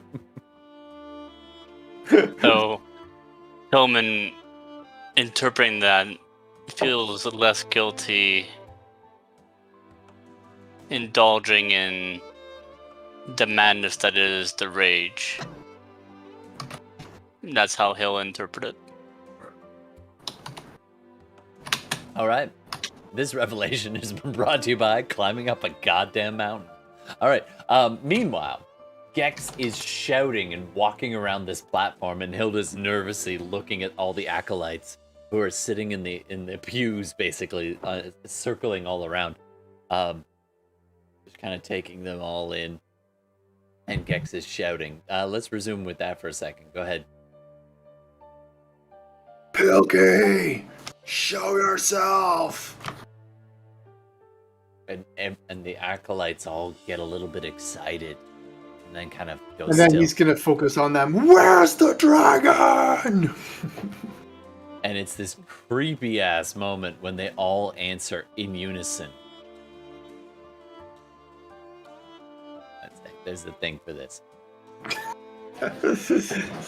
Ye old voice There it is. converter. Yeah, exactly. He will come. He will come. Oh, that's not it. Hold on. Try to get. He will come. Oh, come on. I thought this was going to be a thing. Anyway, yeah. Please make that a short. Yeah, I should actually. Like, god damn it. He will come. It is time. Darn it. I had a thing. Never mind. Screw the thing. Let's keep going. Forget the bird. Follow the river. Anyway, bonus points for anybody who gets that reference. All right, so you're shouting for Pilke, and after a time, there's this. You see the acolytes, one by one, just kind of fall and hit the dirt, and like start bowing down in the same style that you saw Kato do. And right about now, Isolde and Kato kind of catch up with and step out onto this platform, and Hilda's looking at this large thing. She's like, "It's like an altar." Yeah, Todd. Anything that is flammable, I'm gonna start lighting on fire. Okay, like with prestidigitation. Yeah.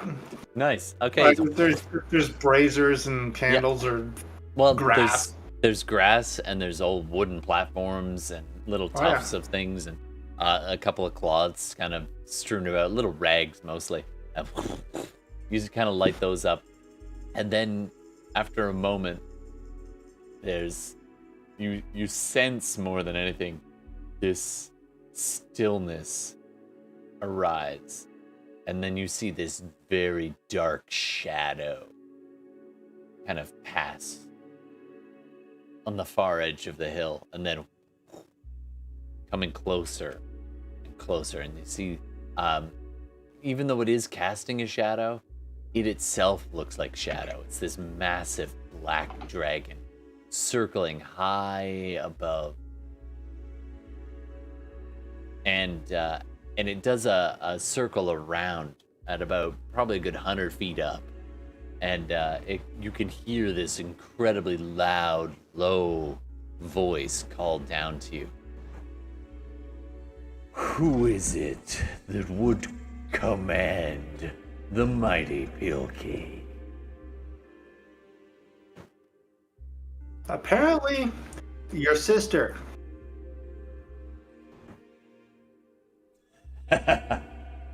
You have survived. Yeah.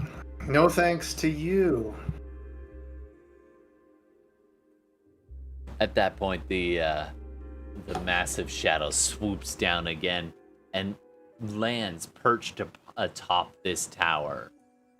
The being perched on the top means that the base of it is probably a good 15, 20 feet above you, kind of looking out over this kind of stone altar, and comes swooping down on lands. Now, this is the second dragon you've seen in as many days. When you last saw Pilke in the dark of the caverns, Pilke looked incredibly massive and frightening. However, having seen the size of his sister Vesra, the sheer magnitude, he is definitely smaller than she is. At least as far as that goes. Whether you want to put much stock in that, I don't know. But he is a slightly smaller version of a dragon. And he's still pretty massive. Perched on top of this, it seems even larger than he was.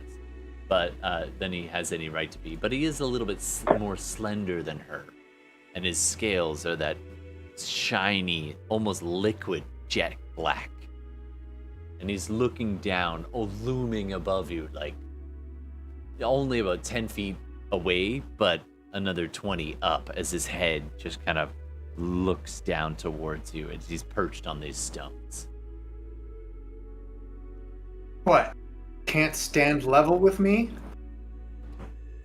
Is this my size intimidate you? A great dragon of stature such as yours? I am above you. Make Literally, no yes. Figuratively, doubt of that. I don't care. I see you have survived.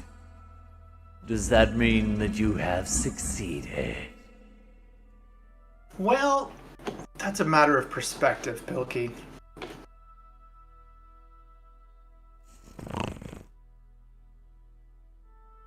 You see, the whole entire reason I am on this island has nothing to do with you. The whole entire reason I am on this island was for questing, adventuring. An adventure. It wasn't about the money for me. It was about the adventure. But there was money involved. But my friend, who connected me with this adventure, isn't here. Instead, we have the doppelganger. Now, you sent me to get a pearl, and I could bring back the pearl to you, and then you'd give me an introduction to Brickell, so I could take the orb to Brickell. But there's a problem, Pilke. There's a problem. You can't give me what I want. Your problems matter little to me. But they matter to me. They matter to me. And you can't give me what I want. You seek an audience. I can arrange that. That's not all I seek, Pilke. I'm sure you can arrange that, but that's not what I want.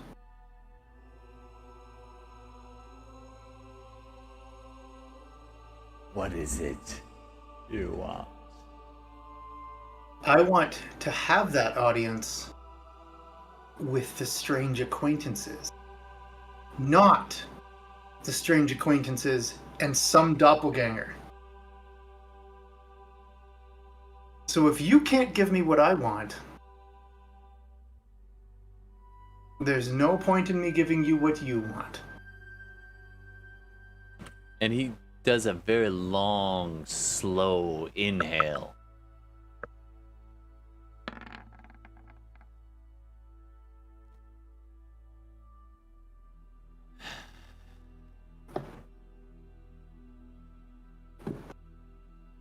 I doubt that very much. You cannot possibly fathom what I want.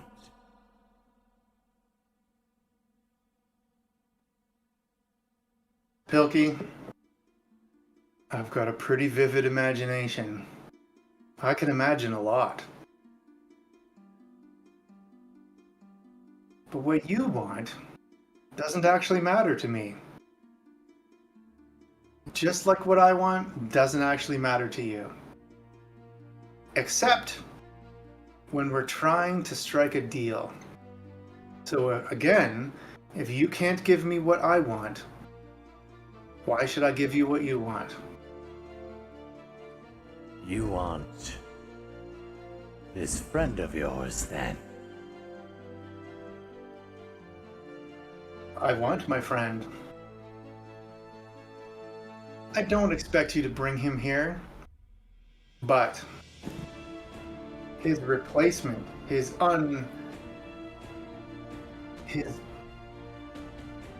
substitute of a nefarious nature, has dishonored him. I am a Goliath of honor. I will not complete Rook's mission without Rook. Then I guess there is little point in continuing. Can I Or look at? let me say it this way. I will not complete Rook's mission with someone pretending to be Rook.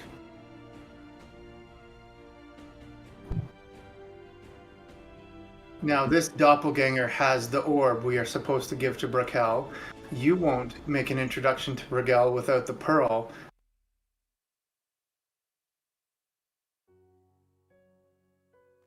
Do the math, Pilke. All right. So Gex has spoken his piece and is looking up at this massive dragon. Isolde? Tillman? Vostlo? Care to add anything? I'll let them go first, and then Isolde will just kind of look up at Pilke and look over at Gex and kind of look around. Do we, at this point, we don't see Vostlo, right? No, but you do finally see Tillman. Yeah, I'm catching up. Hey guys, what did I miss? I had the craziest dream, man. No pun intended. Oh, glad I'm here though. Yeah, it's good you're here too. Right in time for us to get eaten by Pilke, but hopefully we won't. And I'll look at Pilke and just be like, you respect honor, don't you? Honor has its purposes. Well, isn't it important to you? I reward You- those that will live up to their bargains. And I will live Well, up in to that case, then I think you should hear Gex out because there is more at play here, and we do want to honor our part of the bargain. I think you would respect and understand then that he also wants to honor his reason for being here and the person who he was supposed to be here with. And they were betrayed. And it puts us into a very precarious situation. Don't you think?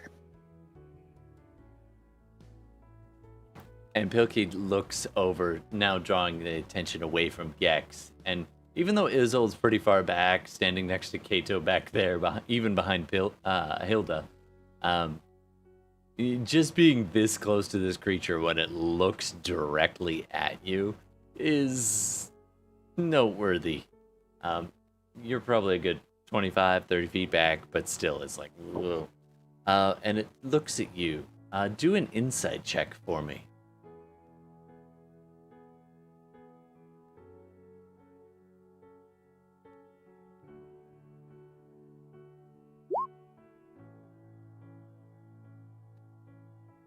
Uh, 15. So the 15, it hasn't eaten you yet.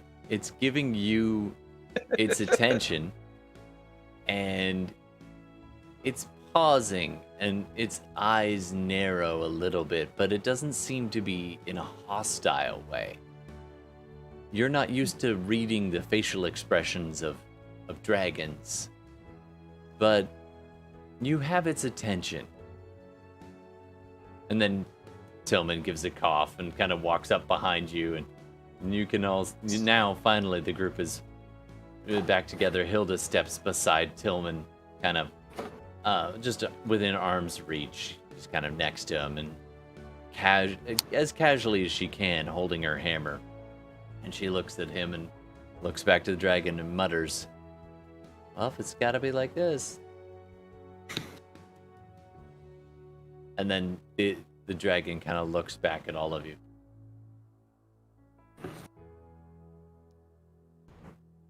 And what say you, Cato? Are these ones to be trusted?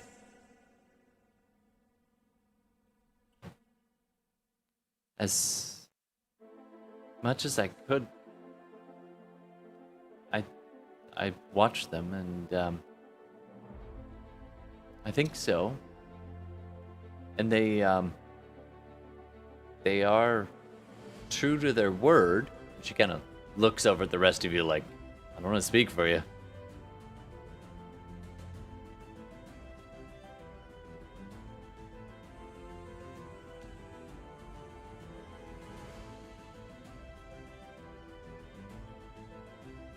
Gex is just standing there.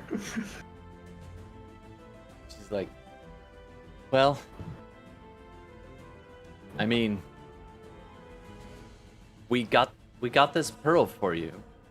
They did. But the reward is useless without the other component.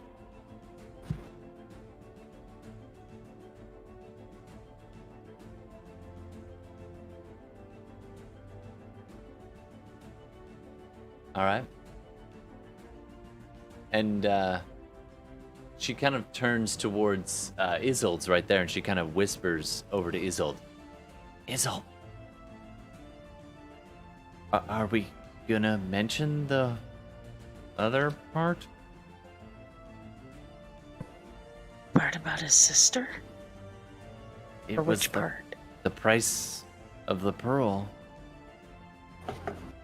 We did promise Vestra.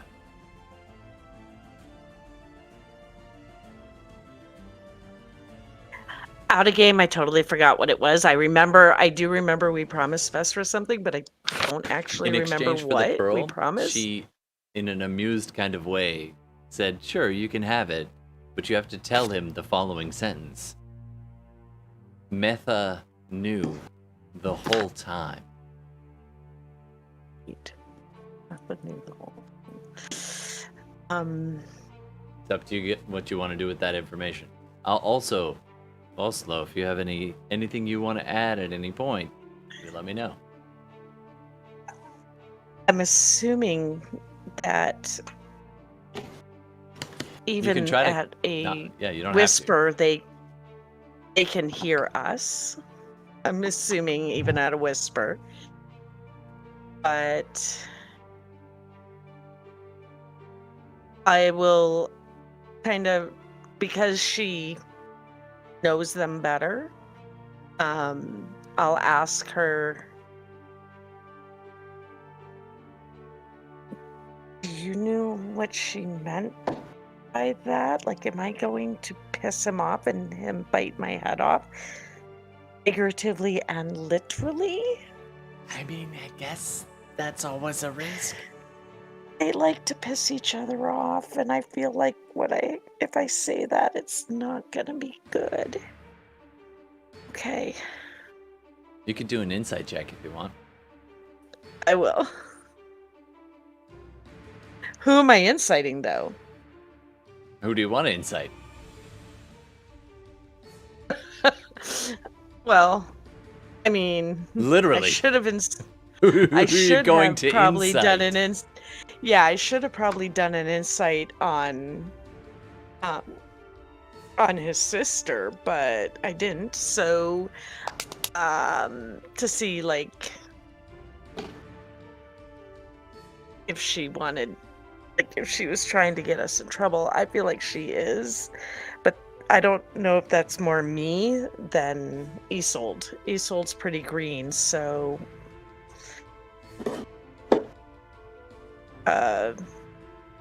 And I'm really far back from Yeah, I'm really far back from Gex. You're about 15 feet away. I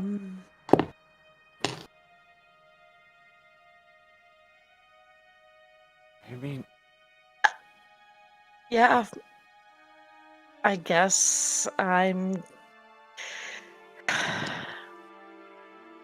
will look at Pilke and say, with the idea of honor in mind, we did make a promise. I'm very hesitant to share that promise with you, because I feel like you and your sister enjoy putting people in the middle of your sibling rivalry bullshit. But we did promise that we would share a statement with you if we were to get the pearl. And so she has a message. This is not from me. This is very much from your sister, you not me. spoke with my sister. A little bit before, And you know, what she did try to. Wish to She- tell me. Dude, you gotta have patience. She was just about to tell you. I was. I feel like I've made a bad choice. But yeah, she said that your other sister always knew.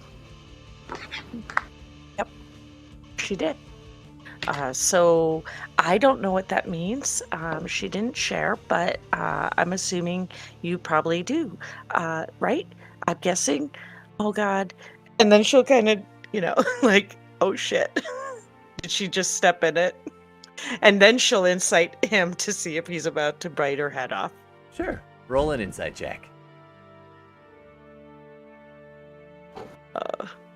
I hope I did. Oh. For some reason, rolled with. That's weird. It rolled twice. From now on, Gordon has to roll for everyone. Well, I don't know why it rolled twice. Which one do I take? that's a great question. So I'm going to say odds and evens. So roll any dice that has odds and evens on it. Odds will be the top one. Evens will be the bottom. That's an even number. I got a nat one. Nat 1. So Isolde is pretty green. And sometimes being green just means you're looking at the wrong person at the right moment. And you're just like, you're looking at the dragon and you're waiting and you're flinching and you're ready and you're worried. You just start casting around, looking around. You look at Hilda and Hilda's like, ah! And you look over at Gex, and Gex is just, what is Gex doing in this moment? He's just kind of waiting to see who says what. Okay. And she looks over at Tillman. What's Tillman up to right now? Big smile on his face, and he's taking it in. And she looks over. Oh, sorry, go ahead. Yeah, just keeping an eye on Dragon, just looking mesmerized and fascinated. And she looks over at Kato, who... There's something odd about the way Kato is holding themselves in that moment, and it catches your eye almost like a splinter. And it's like... And it's this really eager look. Everyone else looks somewhat apprehensive, although stoic about it, or just braced. Kato looks excited for a moment, like a child who's about to get a marshmallow. Oh, I don't know if that's a good thing or not. And then the dragon begins to piece it together. So my sister wants to Say she always knew? What did she know?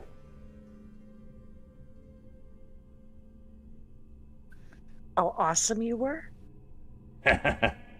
You clearly haven't met my sister for very long. Vestra is not a big fan. Well, no. Vesra didn't always knew. No. It was your other sister. What was her name again? Meta. The other Meta. Oh, Yeah. yeah. She knew. She knew all the time. The whole time, Pilke. Maybe how great you are? She knew the whole time, Pilke. And as Forever. this dawns on the dragon, what this means, and the exact meaning behind it is a mystery to you. It could have been hundreds of years ago, for all you know. But in that moment, you see it almost fall off of this perch as it kind of misses one of its back step and has to scramble to kind of stand back up on its perch on top of this crumbling tower. And its head zips back and forth between Isolde and Gex and Tillman and Hilda and over to one of its followers, and then it kind of just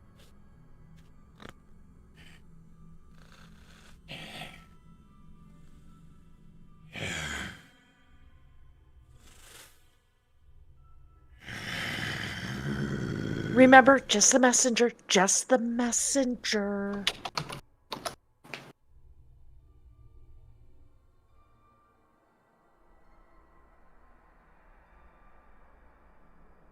Sibling rivalry. It's a thing.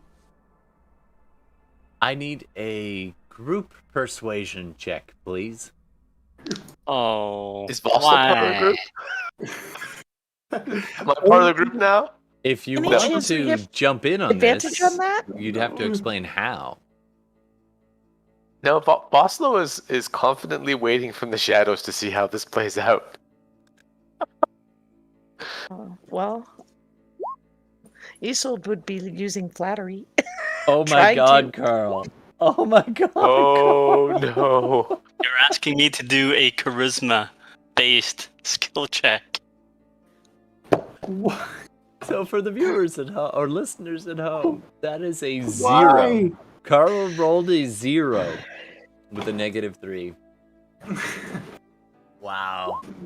Apparently he's Oh. rolling a D21. That goes So with just to jump in here, Vostlo was probably going to hang back, but I guess sure it that depends can't be if he with could make it to his advantage? advantage Come on. to come in or not. But he's not going to He's stick his working neck that out. pretty hard. It depends on the goal. If the goal is to watch these people get eaten, by all means, enjoy watching. If the goal is to help them in their accomplishments, it appears like this could be a moment Mad. as Isolde is, And I believe rolled the better than technical term Bella. is the bed with a Yeah. 4. So the problem is Vostlo. If I knew the movie that was from, that starred Val Kilmer or had Val Kilmer, would I get to have an inspiration? Are you trying to bribe the DM? Always. Let me rephrase that. Because I don't want to get these people eaten, and I don't want to get eaten. trying to bribe the DM? No. No, I just don't want people to get eaten, All right. If it'll work. especially me. All I right. really have some important things I need to do in this Tillman. lifetime. Tillman, And isn't one of them. you got the 0. Isolde got a 4. Gex, how did you do? 18. It's an average. It's an average. So bad then. Forget Hilda. Oh, Oh, yep. yeah. Somebody roll on Hilda's behalf. I'm not doing it. Okay. And Tillman, do you don't want you Gordon dare. to roll on Hilda's behalf? There. Please? I rolled on Hilda's behalf. And she's charismatic as a paladin, so I'm going to say there's a I plus. don't know what her bonuses are, Probably but a it was plus a 6 to natural that. 18. Probably. It was a Plus Here, I 4. can pull up her Not sheet. plus 6. Is it plus 4? Oh, is it a charisma? Is it persuasion? Oh, maybe. She's pretty charismatic. Persuasion is plus 7. Yeah, there you go. Jesus Oh, Christ. 25. 25. All right, let me get Brings out. up that Let me get out average. the calculator. 12 to 13. 25, 18, 4. Just mapping right now. Still under a 12. Ouch. I'm guessing Vostlo isn't willing Vostlo, to help. it does not look like it's going well. As this dragon is beginning to just start like bobbing back and forth, its head like this, and it takes one of its tail, just kind of flicks So absent-minded and smashes Vostlo- a stone off the back. Vostlo is going to roll a die. Because on one level, Vostlo could just say, well, I could just let them get eaten and start and like continue on my way. They won't bug me. I could still do this maybe. On the other way, he's almost there. He just needs to get a bit of cooperation. So I'm going to roll odds and evens. Okay? All right. All right. I'll just make it a 6-sided die. Odd. Okay. This is like the coin flip where he, like out of the movie where it's like, should I or shouldn't I? How am I, like, what's better for me? Okay.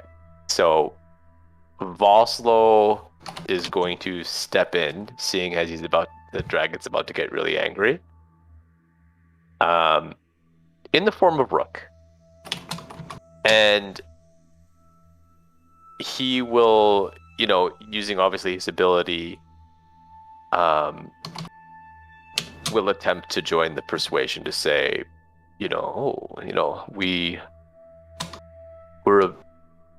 we're of use to you, and we are keeping up our end of the bargain, and willing to help you further once this introduction is done. Right? If it means something more that we can help serve you, we did succeed at this, at what we were intended, though it was twisted, and we are willing to help again. So he's offering some more service in it as an add-on to the deal. And do you want me to roll persuasion? With advantage. You do get to roll persuasion with advantage. As you step out, and the rest of you, I don't know what bets you place, but Cato is standing next to Isolde. And you turn at the call of Rook's voice about 30, maybe 40 feet to Cato's left. Stepping out from behind a low stone wall near a tree that he'd stealthed up to. You see Rook, but as you know, not Rook, step out just at the base of this platform, maybe 10 feet away from Gex. But I am Rook. I am now here to complete our bargain. I'm gonna roll now. I'm guessing that's Yeah. to me. Go ahead and roll. That was to Gex. Another persuasion. I'm rolling with Come on. advantage. Go ahead and roll with advantage. We'll see how it does as you're trying to talk this dragon down. Yeah. Don't fuck me now. Oh, 22. The first one wasn't so good, but the second one. Bringing Okay. you to a total of 16.875.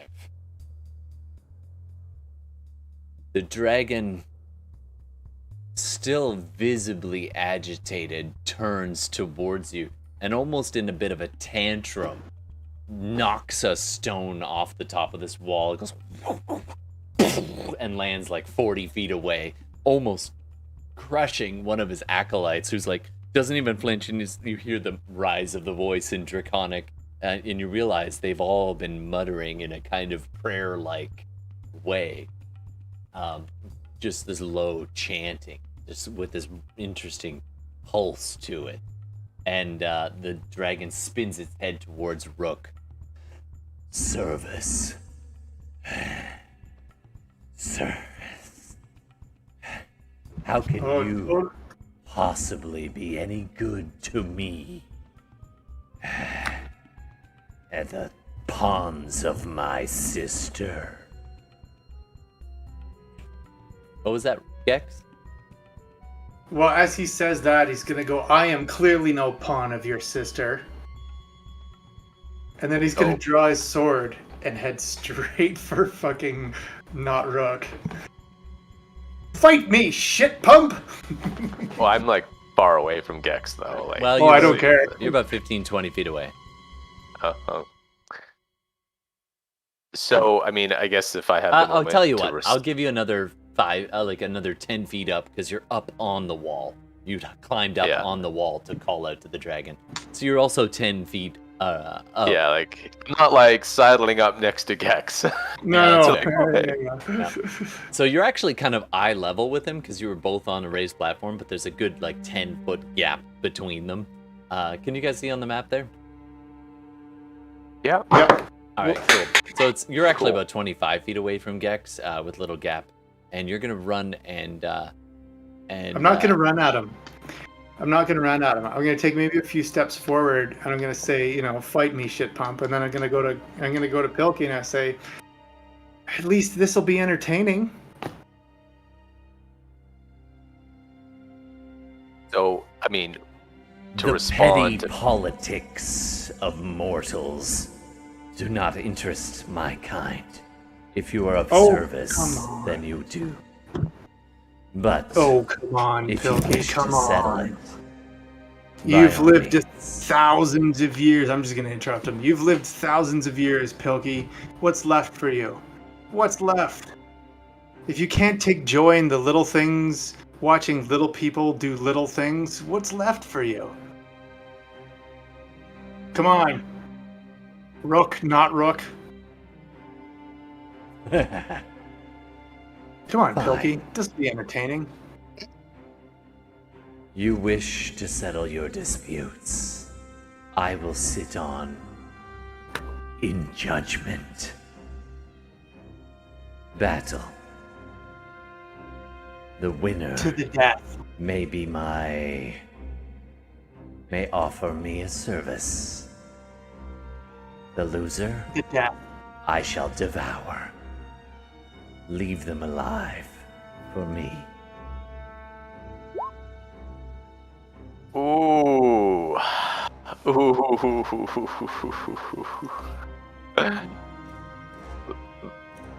All right. Have it your way then, Gex. What did we just do?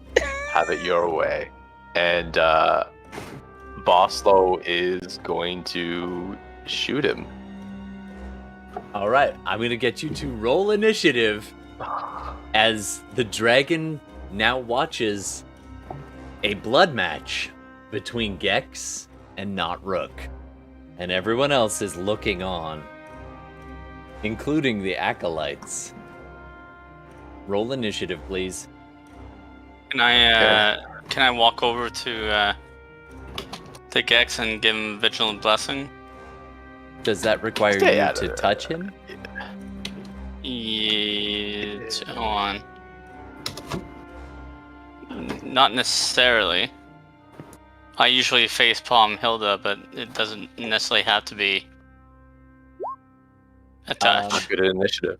Do a quick reading of the ability. I'm not sure if it's a touch ability. Oh no, yeah, it has to be touch. Yeah. Okay, so you take a step forward to kind of walk towards Gex, and the dragon's head spins around and glares at Tillman and says, Their dispute shall be settled in combat with no assistance.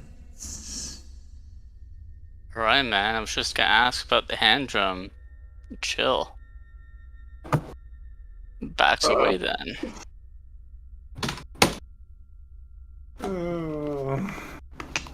All right. So initiative: Gex 21, Rook, or not Rook. Bad roll. Yeah, not Vostlo Rook. with a 7. All right. Man, it's a... Gex, Okay, it is Gex, your go turn. first. What do you want to do? He's 35 feet away from you, but there's a gap Yeah. and a between you and It's the, a and the ledge. wall he's up on. I'm going to attempt the same maneuver I've done before and command my familiar to claw his face while through him I cast my inflict wounds. All right. I'm gonna need your familiar. I know normally familiars can't attack, but I'm gonna But say he can touch. he can touch. This is So I'm this gonna is get how your I've read familiar this. to do a stealth check in the midst of all of this to see if it can get close enough for landing and a touch Yeah. on Rook. Or not Rook. On Vostlo. 28. Damn. Good stealth. Vostlo, I will let you roll. Well, good stealth versus good stealth. Also, I'll let you roll a perception check.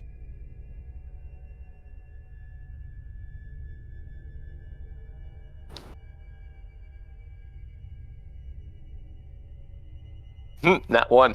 10. It's not rolling great on the perception. Nobody has this whole I time. don't know. It's So none I of guess- us have, You like, guys can't see perception. shit. It's like- All So I right. think it's still an attack roll. But go ahead. By the way, I can't hear Gordon. Is he talking? Has he been talking like this whole time? Yes, he has. Shit. Your discords don't like each other. Yeah, Yeah. I know. You gotta convince them to get along. Oh. In the meantime, back to Yeah. the group that doesn't get along. Gex, your owl comes flying down, swooping down behind Vostlo as you position yourself ready to strike, to charge or something, and draw the attention effectively away for a moment. And Vostlo, the bird just kind of comes down and goes, kind of pats your head as you go by, and the spell will go off. It is considered a touch. Is it a touch attack? This is the problem. Oh, let me read it. Let me read Yeah. it. I have allowed it against NPCs in the past, and familiars cannot attack. No, but this is why we read, like, if the familiar can touch something, you can cast any touch spell through the familiar. Yeah, though it's a melee spell attack, so you have to actually hit. Okay. Yeah. I need the owl, not you, the owl to make an attack. Yeah, that's how we did it before. Yeah. So I don't know what to roll for its attack. Oh, I can look it up. I think it's +3. They're good, but not that good. I mean, Yeah. I don't really know. So I'll just roll some dice. So 21. that's That'll pretty hit. good. Oh, it's only +1. Oh no, it's plus. I rolled an 18. Does a 19 hit your AC, Vostlo? Just does, yes. All right, It so make your does. roll as the spell goes off. Just kind of brushes against your shoulder. As inflict wounds goes. Okay, so I'm forgetting how to calculate damage on this. So It's 3d10. yeah. Oh, so it's just a 3d10. Just Yeah. 3d10. That's it. Yeah. So for a total of 20. All right, you take 20 points of necrotic damage, Vostlo, as this tiny little touch just suddenly. It's almost like death itself reaches out from somewhere beyond and just brushes you as a penance for your sins. And as a reaction, can I do uncanny dodge? Sure. I'm gonna say, because we're bending the rules with familiars, I'm gonna let you dodge half of that. Sure. We're not bending the rules. Those are the rules. They're not allowed an attack roll, Whatever. legitimately. But I think it makes sense that he can pull away before contact is too long. So he could take half. Yeah. Sure. Okay. Right. 10 points of necrotic damage. All right, Vostlo, it's your turn. Okay. Oh, sorry. Technically, Steve, you do have a move, and a bonus was to command it, and a reaction was to cause the spell. Or you cast the spell, so you used your action to cast the spell, reaction to trigger it. So you have a bit of movement left if you want. So he's right here, right? No, I'm on the left. Oh, you're here. This is you. Okay, sorry. Yeah, it's Vostlo. Yeah.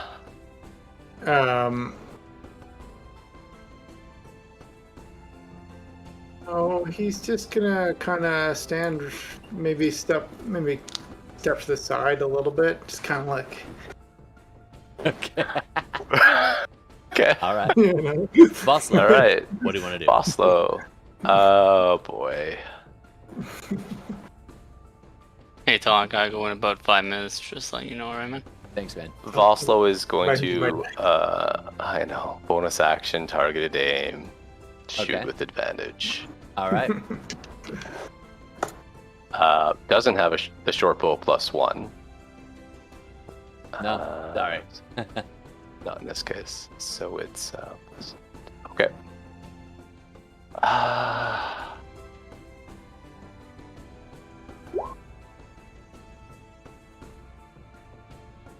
All right, does 18 hit your Oh, AC? I'm sorry. Never mind. I'm sorry. That You're is a terrible. natural 20 for 28. Sorry. Does 28 hit Gex's AC? Why are you asking me that? All right, make your roll and double the Well, the dice. he's going to uncanny dodge first. Fair enough. What, did you already use a reaction? It's rogue on rogue. Did I? Because I did bonus and. Did he use his reaction? You have to would use that your cause- reaction to trigger this spell. Oh no, the then you- familiar uses its reaction. The familiar. Okay. So Okay. he cool. does Then still you have can his use your reaction. Yeah, you can use Yeah. your reaction. Okay. I'm sorry. Wait. Yes. Okay. 5d6. 10d6. So, do I make a saving throw for that, No, or just use it? he just has to roll a bunch of dice now. Double the roll on the dice damage as well. Well, I'm just gonna roll do I just double the dice? You can do either double the dice or roll it and double just the dice, and then add your modifiers after that. I'm just gonna roll double the dice. So Okay. it's with sneak attack 5d6. Now it's 10d6. Okay. Okay. That's 32. 32 points of damage halved, brings it down to 16 with his uncanny dodge. It's rogue on rogue. All right, you still have move, and that's it. So do you want to move it all there, Vostlo? Yeah. How high up am I? You're Like about on 10 that. feet up right now on one side, which kind of rises up. Behind you is about 10 feet drop, and in front of you is kind of more like a 7-foot drop. And then there's the wall itself extending in an arc around the whole center dais, which is this massive 50-foot diameter pillar on which Gex is currently standing. There's a tree Okay. behind you as well. Okay. So then I'm going to get out of his vision. Okay. So step down. Yep. You land. Do an acrobatics check for me real quick. Sure. Who am I kidding? You're gonna make it. Yeah, 20. You're fine with 20. You land with no damage. Okay. And he's going to move to get some distance 10 it is 15, 20, 25. So basically, so that he can't hide, but he's out of line of sight now. Sure thing. All right. Gex. Vostlo cowardly just dropped and ran away. What do you want to do? I'm going to cast invisibility on myself. Oh, this is getting interesting. I'm just going to give you that little thing to mean you're invisible. All right, you are no longer visible.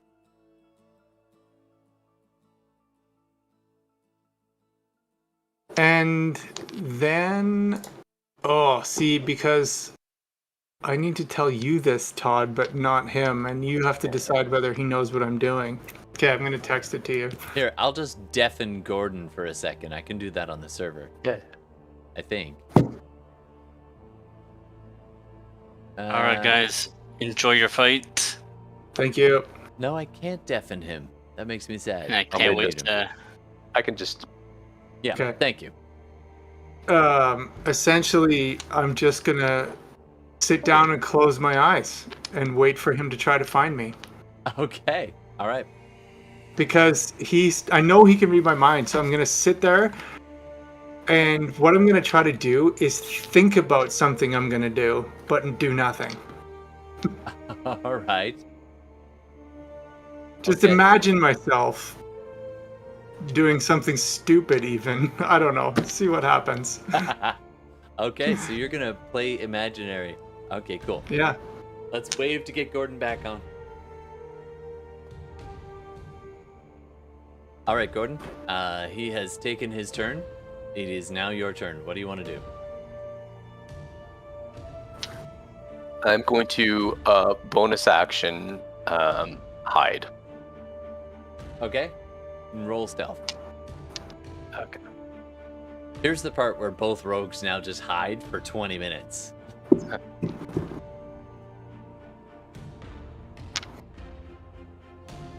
Not great. 13.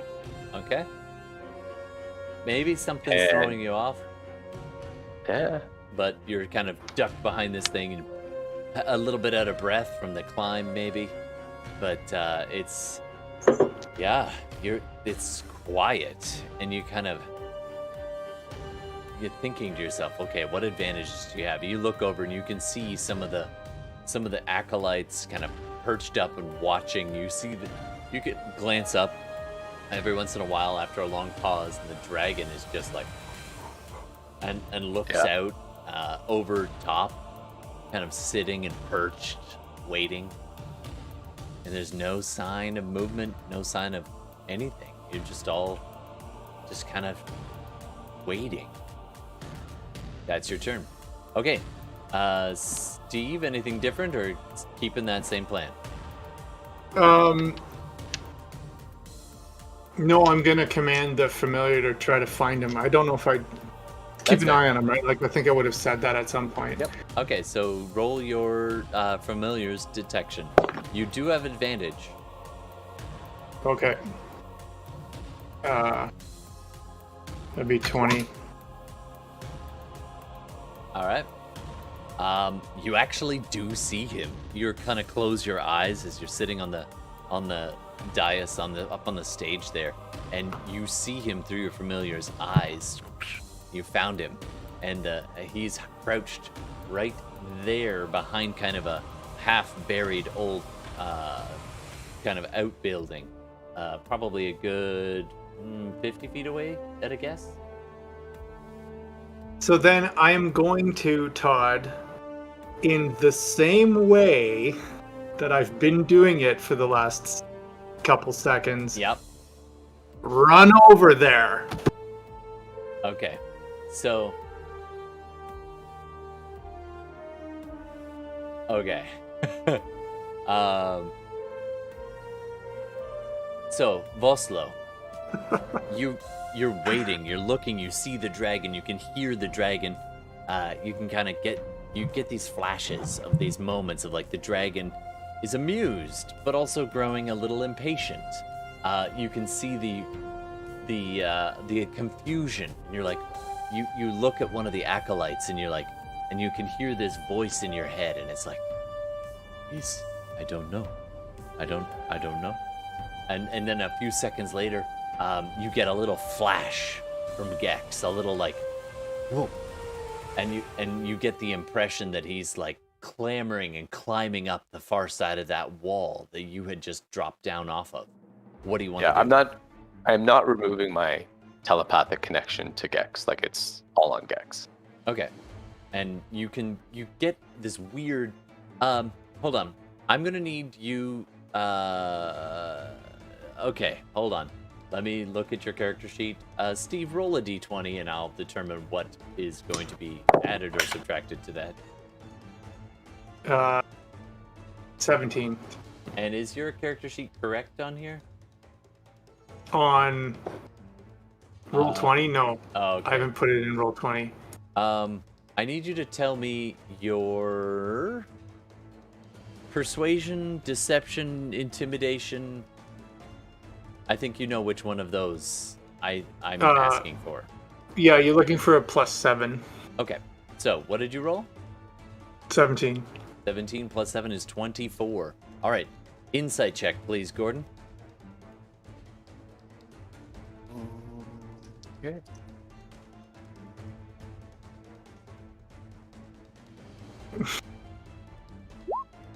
$15.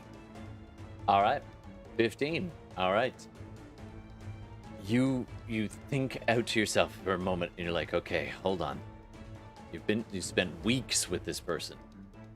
And you're inside their mind. You're getting these little flashes. You see handhold, grip, drop. Yep. You're pretty sure. Yes. He's trying to flank around. He's trying to come up. He's using his height. He's trying to pop up right there.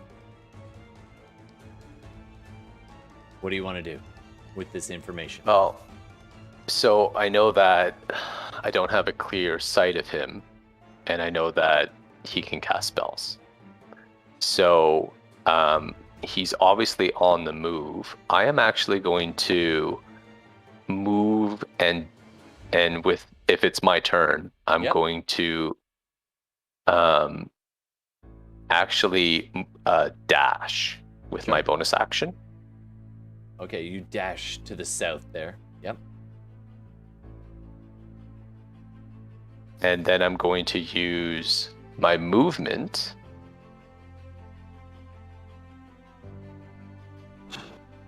And you, from your vision in his head, he's somewhere down this way. Maybe there's a curve of a wall there, so it's like he's down between these two walls. You're pretty sure, like, curved off that way. Yeah, and then, sorry, I'm just actually gonna, instead of moving that way, move up here. So Sure. I'm just kind of looping, and I'm going to try to stealth again with my action now. Sure, go ahead and roll stealth.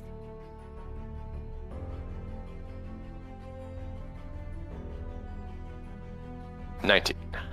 Nice. All right. Steve, I'm going to need a perception check with advantage.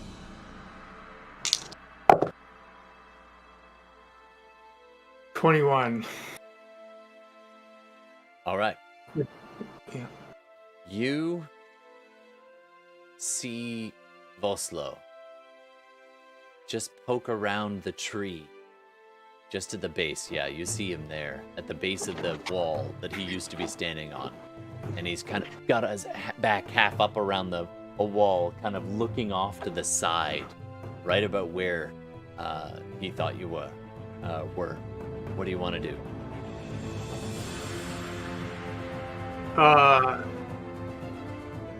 Yeah, I'm gonna keep trying to do what I'm doing and come up behind him. Okay.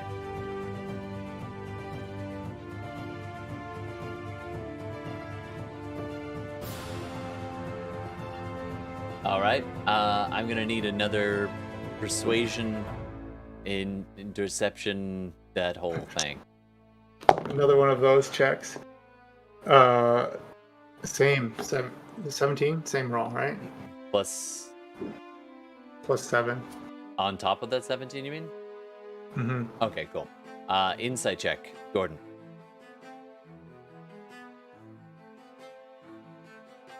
With advantage, technically. Oh, yeah. 14. 12. Oh, even worse. 12, 14. So nope. All right. You're picturing Gex just clamoring just around the curve from where you see down up there, just to the north. You can see him crouching low and trying to approach. What do you want to do? Okay. Vostlo.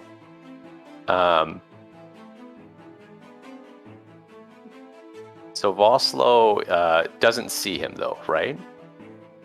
Vostlo doesn't see him, but you're a little distracted. The Yeah. radiating sense of impending interest and not yet impatience, but some kind of pressure as you look up and you see this massive black dragon looking down at you, half amused. What do you want to do? You're confident though. You close your eyes, you see Gex in your mind. He's reaching. He's reaching. Yeah, but Vostlo also knows that he is stealthy, and also if he's not in plain sight. So Vostlo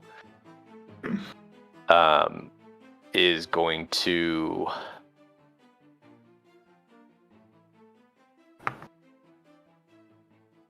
oh, you know what Vostlo's gonna do? Vostlo's gonna move here 5, 10, 15, 20. Stop. Yeah. Steve. Attack of opportunity. Go ahead. If you want to take it.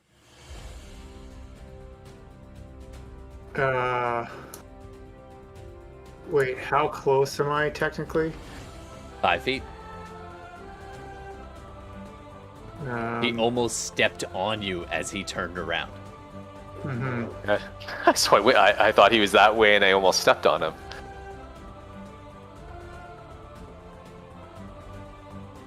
Yeah, I can't do that again. Okay, I will do attack of opportunity. And do I get any other? Did I get sneak attack on that? Yeah, you do. It Okay. with advantage because you are invisible. Okay, well, this will end the spell, but this was the point of it. So He just turns around like he's gonna go away and just almost walks right into you, and you're just like Yeah. with the rapier. yeah. So You I have advantage. Yep. Can I make a called shot and make that just neither advantage nor disadvantage? Sure. Straight roll, or are you looking to do more damage, or? Yeah, called shot essentially. You're not going to do more damage. You need your sneak Yeah, I don't attack. think so. I think that. Thank you, With advantage. frenemy. Trying to help. Yeah, because that's what I wasn't sure about, was whether it would actually do any good. What is my skill? So it adds up to a 24. That hits. Yeah, that'll hit. Go ahead and roll your damage. Okay, so. Yes, it is, that fella. Yes, it is. plus- And that just worked out. Like, I didn't do that. That just happened. You can watch it on the replay later. The map, all the deception. Shit, what is it? No, Steve that's- sending, like, false brain signals. Don't tell him what I'm doing. Well, the jig is up, pal. He knows where you are now. Yeah. Yeah. 19 altogether. As you... Oh. All right. 19 points of damage. Okay. I will.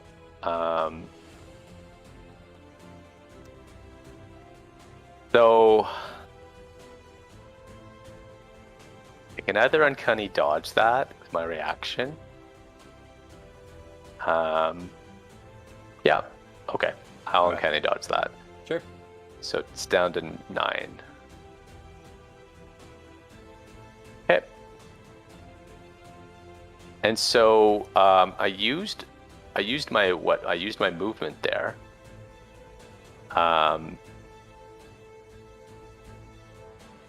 That was his attack of opportunity. You can keep That moving was his attack if of you want. opportunity. As he stabs you, you turn around to get away, and he runs you right through from behind, and his form becomes visible again, and the rapier just at the last second you turned, avoiding, the worst of the internal organs. And you. So I'm gonna bonus him. action. I'm gonna bonus action.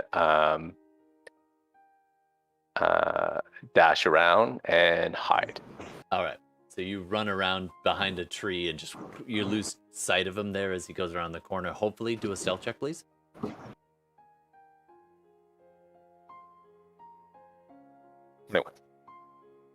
How much? 21. 21. All right. Steve, perception with disadvantage. Or sorry, with advantage because of your familiar. That bird's eye view is saving your butt right now. 21. So I don't know what that means. Meets beats. So, actually, both of you rollies. Whoever rolls higher. D20. Roll Go. D20. It was a tie. 21-21. right. Rollies. Roll a D20. Roll a D20.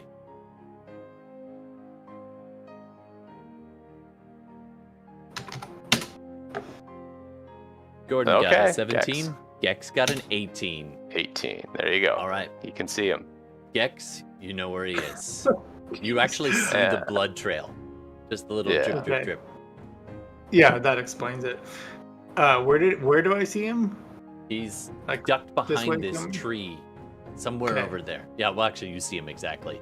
He kind of faked we to see go each around other. this side, but he ducked around this side at the last second and just did a tight roll. But you see him. And he's got his back against the tree, just kind of holding his wound.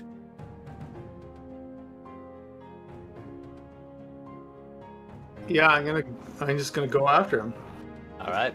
I'm going to go to him. I will go to him. All right. You close the distance. And attack. Yeah. I'm just Which- curious. Okay. Yeah, I will attempt. I mean, this is the point of it. I will attack. No You- forethought whatsoever. Just You rushing. don't get advantage though. No, I know. Technically, you could spend your action to get the familiar to give you advantage. Technically. How does that work? Familiar would have to be close. And it's not. No, it's circling overhead. Oh, that's Yeah. I mean, it's Okay. less than 100 feet away, but It has to be 5 feet. Yeah, that's fair. All right. yeah, Gex. would It's an would Gex know that? old-fashioned brawl now. Mm, You go rushing up there, make your attack. I should get good luck for that. Yeah, Sure. attack. Inspiration, D6.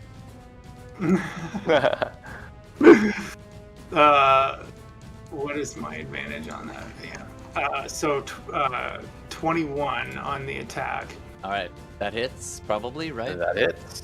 All right. Roll no sneak attack, though. Just straight up Yeah. rapier So is it damage. if it's a rapier? It's a D8 plus D8 plus 5, 3. I guess. Or plus 3. Or okay. sorry, yeah, it's a D6 plus 5, which I rolled a 6, so A 11. D8 Oh, plus 5.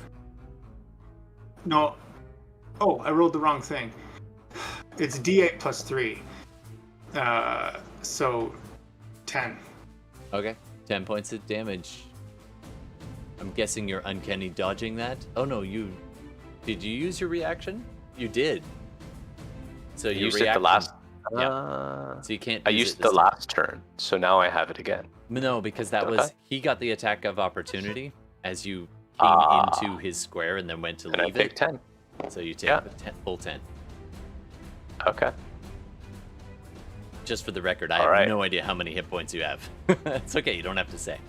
You can if you want to, though. I'm starting to get hurt. I'm Yeah. starting to get hurt. Starting to get- I'm going to So I'm gonna with my +1 dagger.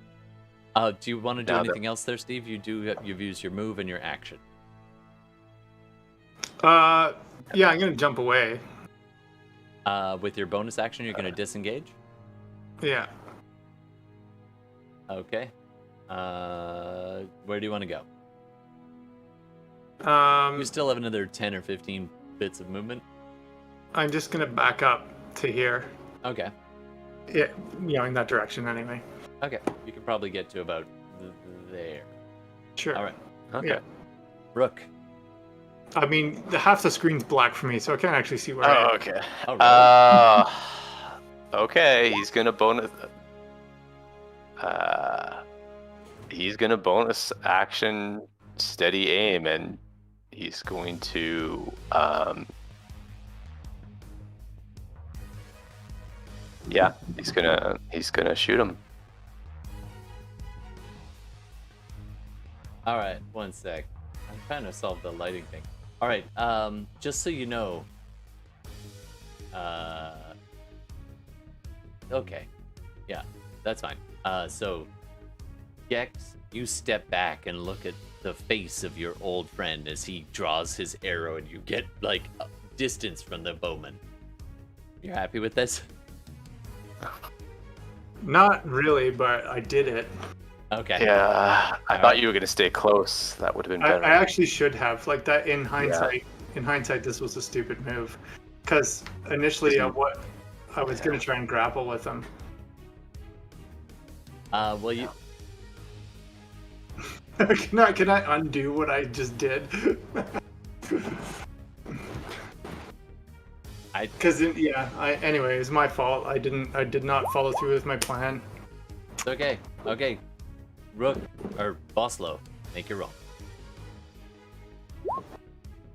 17. Does that hit your AC? Mm-hmm. All right, Yeah, make your just roll does. with the advantage. So do the sneaky, Yeah. sneaky. Just a reminder, Steve, you do have a couple of tricks up your sleeve. Yeah, no mulligans in this one. But as a Goliath, you got uncanny dodge. You got the Goliath stone thing. Just reminding you. I also have evasion as well. Evasion's more for spells. Well, it's a dexterity saving throw. Anytime I make a dexterity saving throw, which I don't know if that applies in this situation. In this case, no. So 17. 17 points of damage. Yep. All right. You could take half of that. With you using your reaction if you want there. Did you want to use your stone's endurance, or are you gonna keep that? No, he's gonna not do the stone's endurance right now. He'll just have to dodge that. Okay, so that's gonna be 8. What is that? 8 points of damage 8 points of damage. as the arrow hits you. All right. Anything else you want to do there, Vostlo? I've taken 24 in total. Vostlo, no, because he did a targeted aim. Right. Okay. Gex, your turn. Okay, I'm fucking Andre the Gianting him now. I've had enough of this bow bullshit. Okay, you charge back in. Yes, yeah. And he's gonna try and stay close and swap out the rapier for the daggers. Okay. Make your attack. Because the other thing is too. Oh no, wrong character. Technically, can you do an offhand dagger attack? You just don't add any bonuses, or does it have to be empty? Oh god, I don't know. You know, Gordon? I think you can with the finesse, but you don't add the Yeah, no attack. But your if he attribute misses bonus with the one, he can still get an offhand one that's like a Hail Mary, but it doesn't get pluses. It'll do so little, but unless But you if it have allows sneak unless attack. it's for the sneak attack. Yeah, But he that's the can't do trick. sneak attack No, right now. but he's rushed in. So anyway, He rushed in. make your attack, Steve. Well, I'm also going. I don't know if I can do this as a free action, but I'm going to command the familiar to come and flap around his head to distract him, if nothing else. That'll be your bonus action, sure. Okay, yeah. So after this, so my attack is that. Not bad. 25. That'll hit. That's you're rolling pretty crazy on the hits. Good for you. Finally. All right. I just can't perceive anything. Now, you do technically have advantage as your owl dives down and harries so I him. could do that. With its movement, okay. it covers the distance real fast. Okay, so 16 damage then. Have it to 8. All right. It's rogue on rogue. Just both of us cutting things in half. Yep, Yeah. exactly. All right. Coming up next. Okay, so Vostlo is. Wait, do I have a bonus action there, or was that calling the? You just call That me was Alan, your yeah. bonus action. Yeah. Yeah. Next time, Okay. bonus action him first, but yes. Yeah.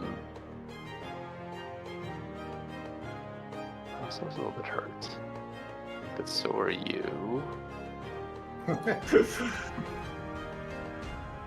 Showdown, man. Showdown. You know what though? Like, I'm gonna play Vostlo the way Vostlo is. So, Mhm. instead of just kind of staying there toe in toe, Vostlo is going to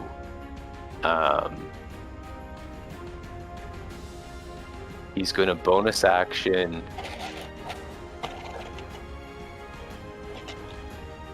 Yeah, he is going to, let's see, bonus action.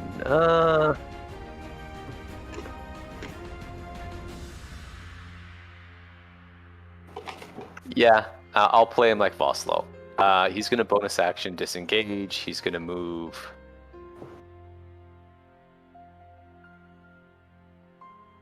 Around, and he is going to try to. He's going to try to hide again. Okay. Bonus action to disengage, so you do not get the opportunity attack as he runs. He kind of deeks one way and then dives the other and gets out from your reach there and ducks around the corner. You can't actually hide around the corner. You've just broken line of sight.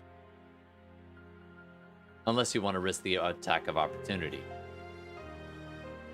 Sorry, what's that?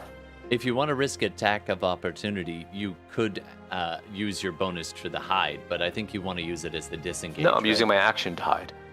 Oh, I see. Okay, go ahead and roll stealth. Just did. Oh, 28. Woo! All right. Steve, perception check with advantage because you're familiar. I can't roll that high. No point in rolling. All right. He is, for all intents and purposes, hidden from view. I will say this. Isolde, you see Vostlo come around the corner. You don't see exactly where he goes after that, but you see him as he rushes around the corner here. Is there anything you want to do or can do that might not provoke the ire of the dragon? You are under the watchful eye. It's busy staring at this battle, and it seems to have no problem tracking either of them.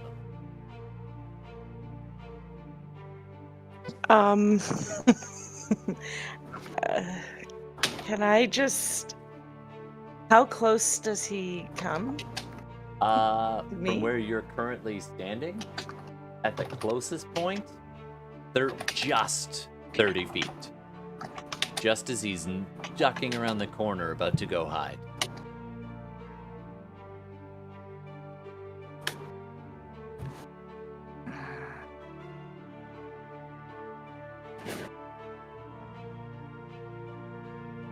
I'm just wondering, like, can I somehow,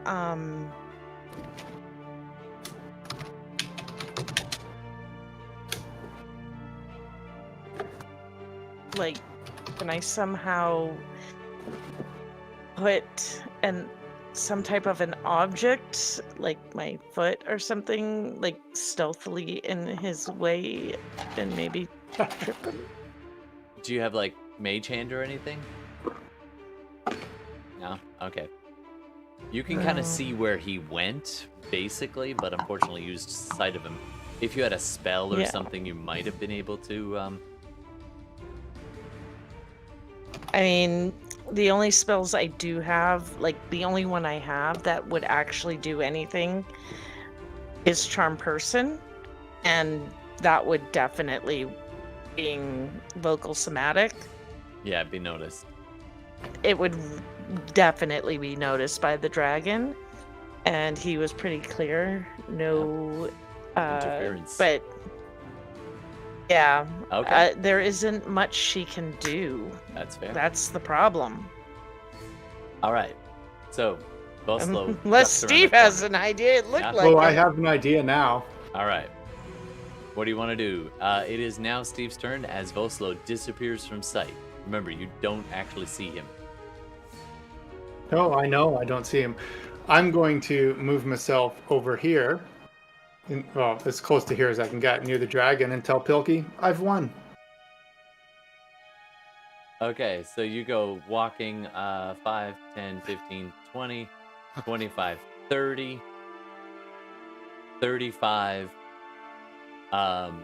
Vostlo, there is an opportunity here. Yeah. Technically, as he comes around this. I mean, No, I'm not gonna. I'm gonna sprint. Like, this is full on double my movement speed. So are you saying he runs within 5 feet of me, or are you saying that he's outside of 5 feet of us? it's just outside. Like, it's like right. If you just move 5 more feet, he was basically 10 feet away from you as he came around that corner. No opportunity attack then. Yeah, sorry. So he then climbs up onto the dais and gets to about here, kind of in front of where Kato is. And she is just like sitting there looking back and forth, just rapt. And all right, what do you want to do? Gex, you've gotten up next to the dragon more or less. Go ahead and make a deception check. I'm just gonna say I've won. He's obviously not interested in fighting. For a 23. Yeah.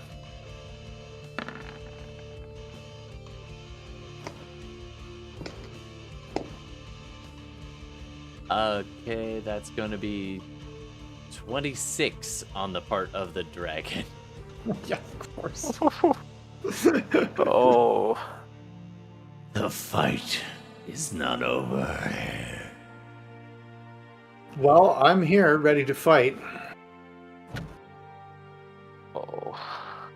Do you see anyone else willing to fight me? Is it my turn? It is. Vostlo, what do you want to do?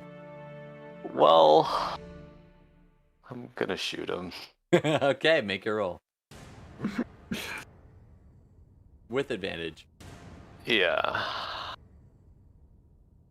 Sorry.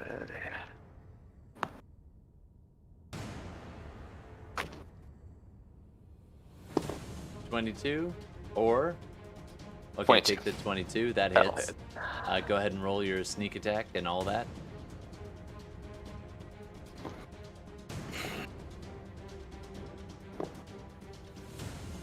Ooh. 25. 25 points of damage. I'm assuming you're going to reaction that to half. So that's going to be 12 points of damage. Yikes. You've taken 36.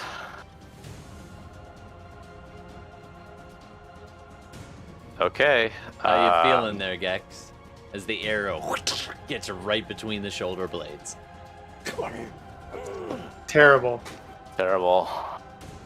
Okay. Vostlo is going to move around and he's going to hide again.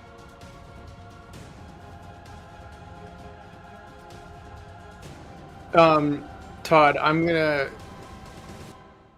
just gonna kind of sigh frustratedly Oh my god. and legitimately go through this little window thing under the dragon and just go in there. Okay, you just kind of limping, crawling, half like blood just trailing behind you as you crawl into the little thing that the dragon's perched on. It's like looking down at you, almost like a bird, like trying to see. And yeah, and while I'm in there, I'm gonna pop a healing potion because I have one. That's fair. Go ahead and make your roll. Where is it? It's My a gear. 2d6, or 2d4 plus 4. Ish. 2d4 plus 2. I always forget that. Alright, so you're like in there, back against the wall, kind of out of sight. Alright. Technically, you can roll a stealth check if you want there, Steve. Yeah. We'll roll this first. if you want to hide.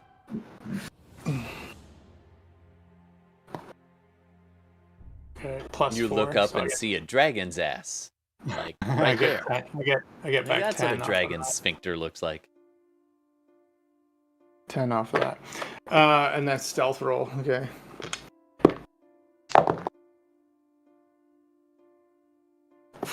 Thankfully, stealth is something I'm actually good at. How'd you do? Sometimes. 22. 22. All right. Vostlo, you see him clamber over underneath the dragon into that tower and blood trail just leading into that little space. What do you want to do? Well, Oh, Steve, do a perception check for me. Just a base one with your familiar. 19. Okay, cool. Yeah, I don't see him. Why would you even make me have that perception check? so Vostlo, I mean, is Thank you. trying to keep Yes. a telepathic link. He's probably also he's hurt. He's gonna pop a heal pot too, because he has them. You guys He are has more than one. twins. I know. What is it again? Is it It's 2d4 plus 2. Thank you, Donnie, for pointing that out. okay? So, This is how rogues fight. yeah, this is taking a bit. That's so good. So No, I'm happy. Vostlo is going to try to see if he can locate Gex in there. All right. It's a tower. It's really hard to see in if he's not near a window. So this is going to be really hard to see him. Oh, so he's not okay. When he's looking around the corner. Okay, so does Vostlo see the owl? Go ahead and do a. The owl's not actively stealthing, so yes, you Hiding, can see right. the owl. Vostlo's gonna shoot the owl. Yeah. Okay.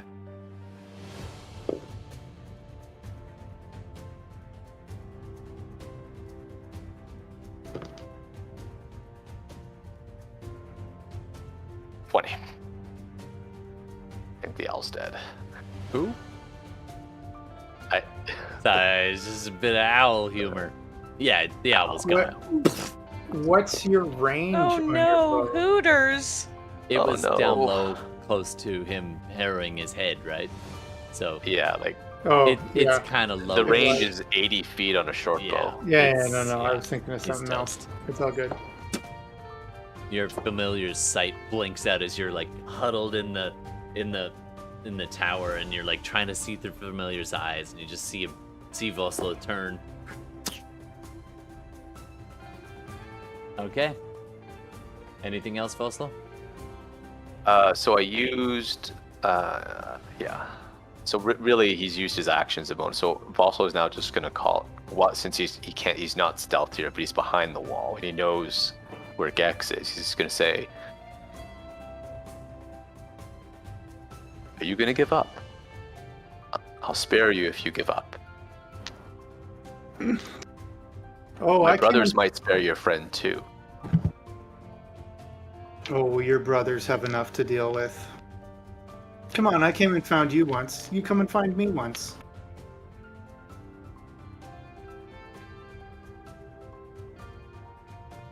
Maybe I will. Maybe my brothers will find your friend. And when they do, if you survive this, maybe they'll give him back to you. Piece by piece.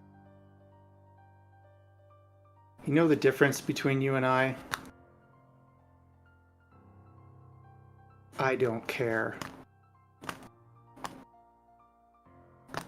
We'll see about that.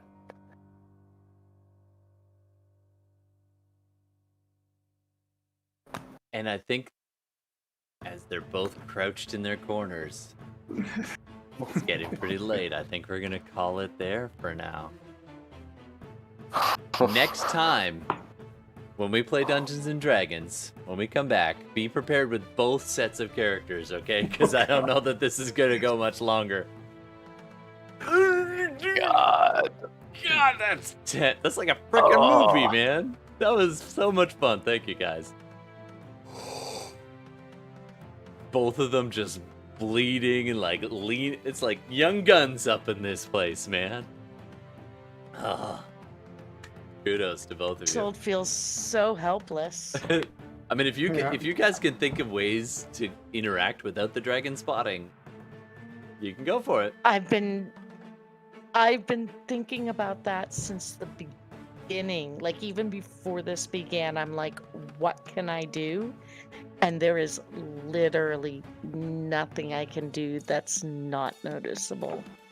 Well, I have hopefully not a lot. Tillman and Hilda, maybe even Kato might be able to get involved next time. But as it is, the two rogues taking chunks out of each other under the watchful eyes of Pilke and his followers. All right, that's going to be our game for tonight. I do need an episode name, so internet, if you can think of an episode name, you're welcome to suggest. Civil otherwise. War. Oh, that's pretty The good. Civil War. You guys got to kill Vostlo. I You like guys how aren't you're helping cheering me. for them. Gordon, like- you're playing it perfect. Thank you. Keep that going. And Yeah. great Yeah. attitude. Send it back piece by piece. Love that line. Civil War? Internet? You How have- much swearing can you put in the title? I think like it's gonna be close. Like if no one intervenes, but if someone intervenes, that'll give. Hopefully, that can give him the edge. Yeah. Hey, I like it, Donnie. Stalemate at Pilke's. What about Civil War Stalemate? I actually like Stalemate at Pilke's. hmm It's kind of like a western, Stalemate at Pilke's. All right. playing I like off it too. that Yeah, it's got a Yeah. real like Wild West kind of ducking behind the taking shots at each other vibe. I like it.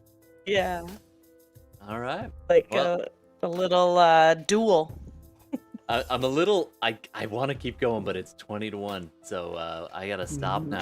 And Yeah, this isn't gonna end in one round. No, this That's is the this problem, has to right? keep going. Like we've yeah. taken a lot, but we both healed a bit, and like yeah. Yeah. It's Could go. it's the nature of combat in any role playing system. It takes forever. It's okay. This The wasn't thing good is, for it's everyone. moving fast. Yeah. It is moving very fast. It's just you're on par with one another. Yeah, you guys are And so evenly so- matched. It's pretty crazy. Yeah. No, I don't feel that at all. You, I feel like Gex is way outmatched, or but at least a little bit I mean, overmatched. You made You a got- couple. you got first you blood. had some really good moves. You, and first yeah, you blood got with first that blood. 10, and then when he went past you with that whole mind trick with the invisibility, that Yeah, it was was a pretty good move. clutch. You made a couple really one mistake with the Yeah, Yeah, as soon as Moving you off the gave open. him range, he got a couple of shots off, and you're like, and well, peppering but you. the problem you're the is, underdog. the problem is with the mechanic. Like, if I just grab a hold of him, he can still disengage. Like there's no justification in the rules for how one character should be able to hold another. I mean, he would have to escape. But and what you spend could his have done action with the familiar to escape. is you bring the familiar in, you attack, right? And then if you're gonna disengage, you can kind of stay close. You don't have to grapple, but you can either go toe to toe or you can leverage with your familiar. Right, but I mean, any other character can just like disengage at any point, and I can't stop you from doing that. Like, I don't have an interrupt action to hold on to you. Now, Right. if you actually Sentinel grapple or him, he something. has to beat Yeah. yours by Yeah, but- athletics, and then spends his. Yeah, the acrobatics. Yeah, So but that I would see be your where- action. Yeah. So it could be in your advantage. We'll see. You can talk tactics. You can think about it. We'll see how this goes. Yeah, please tell me how to beat you.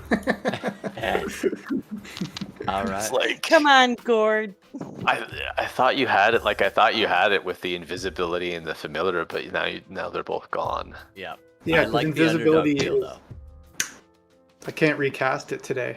I would say that they're both fairly similarly wounded. I think you might be just a little bit more with the crit, but not that much more. Like you Yeah. took 36 and you healed a bit.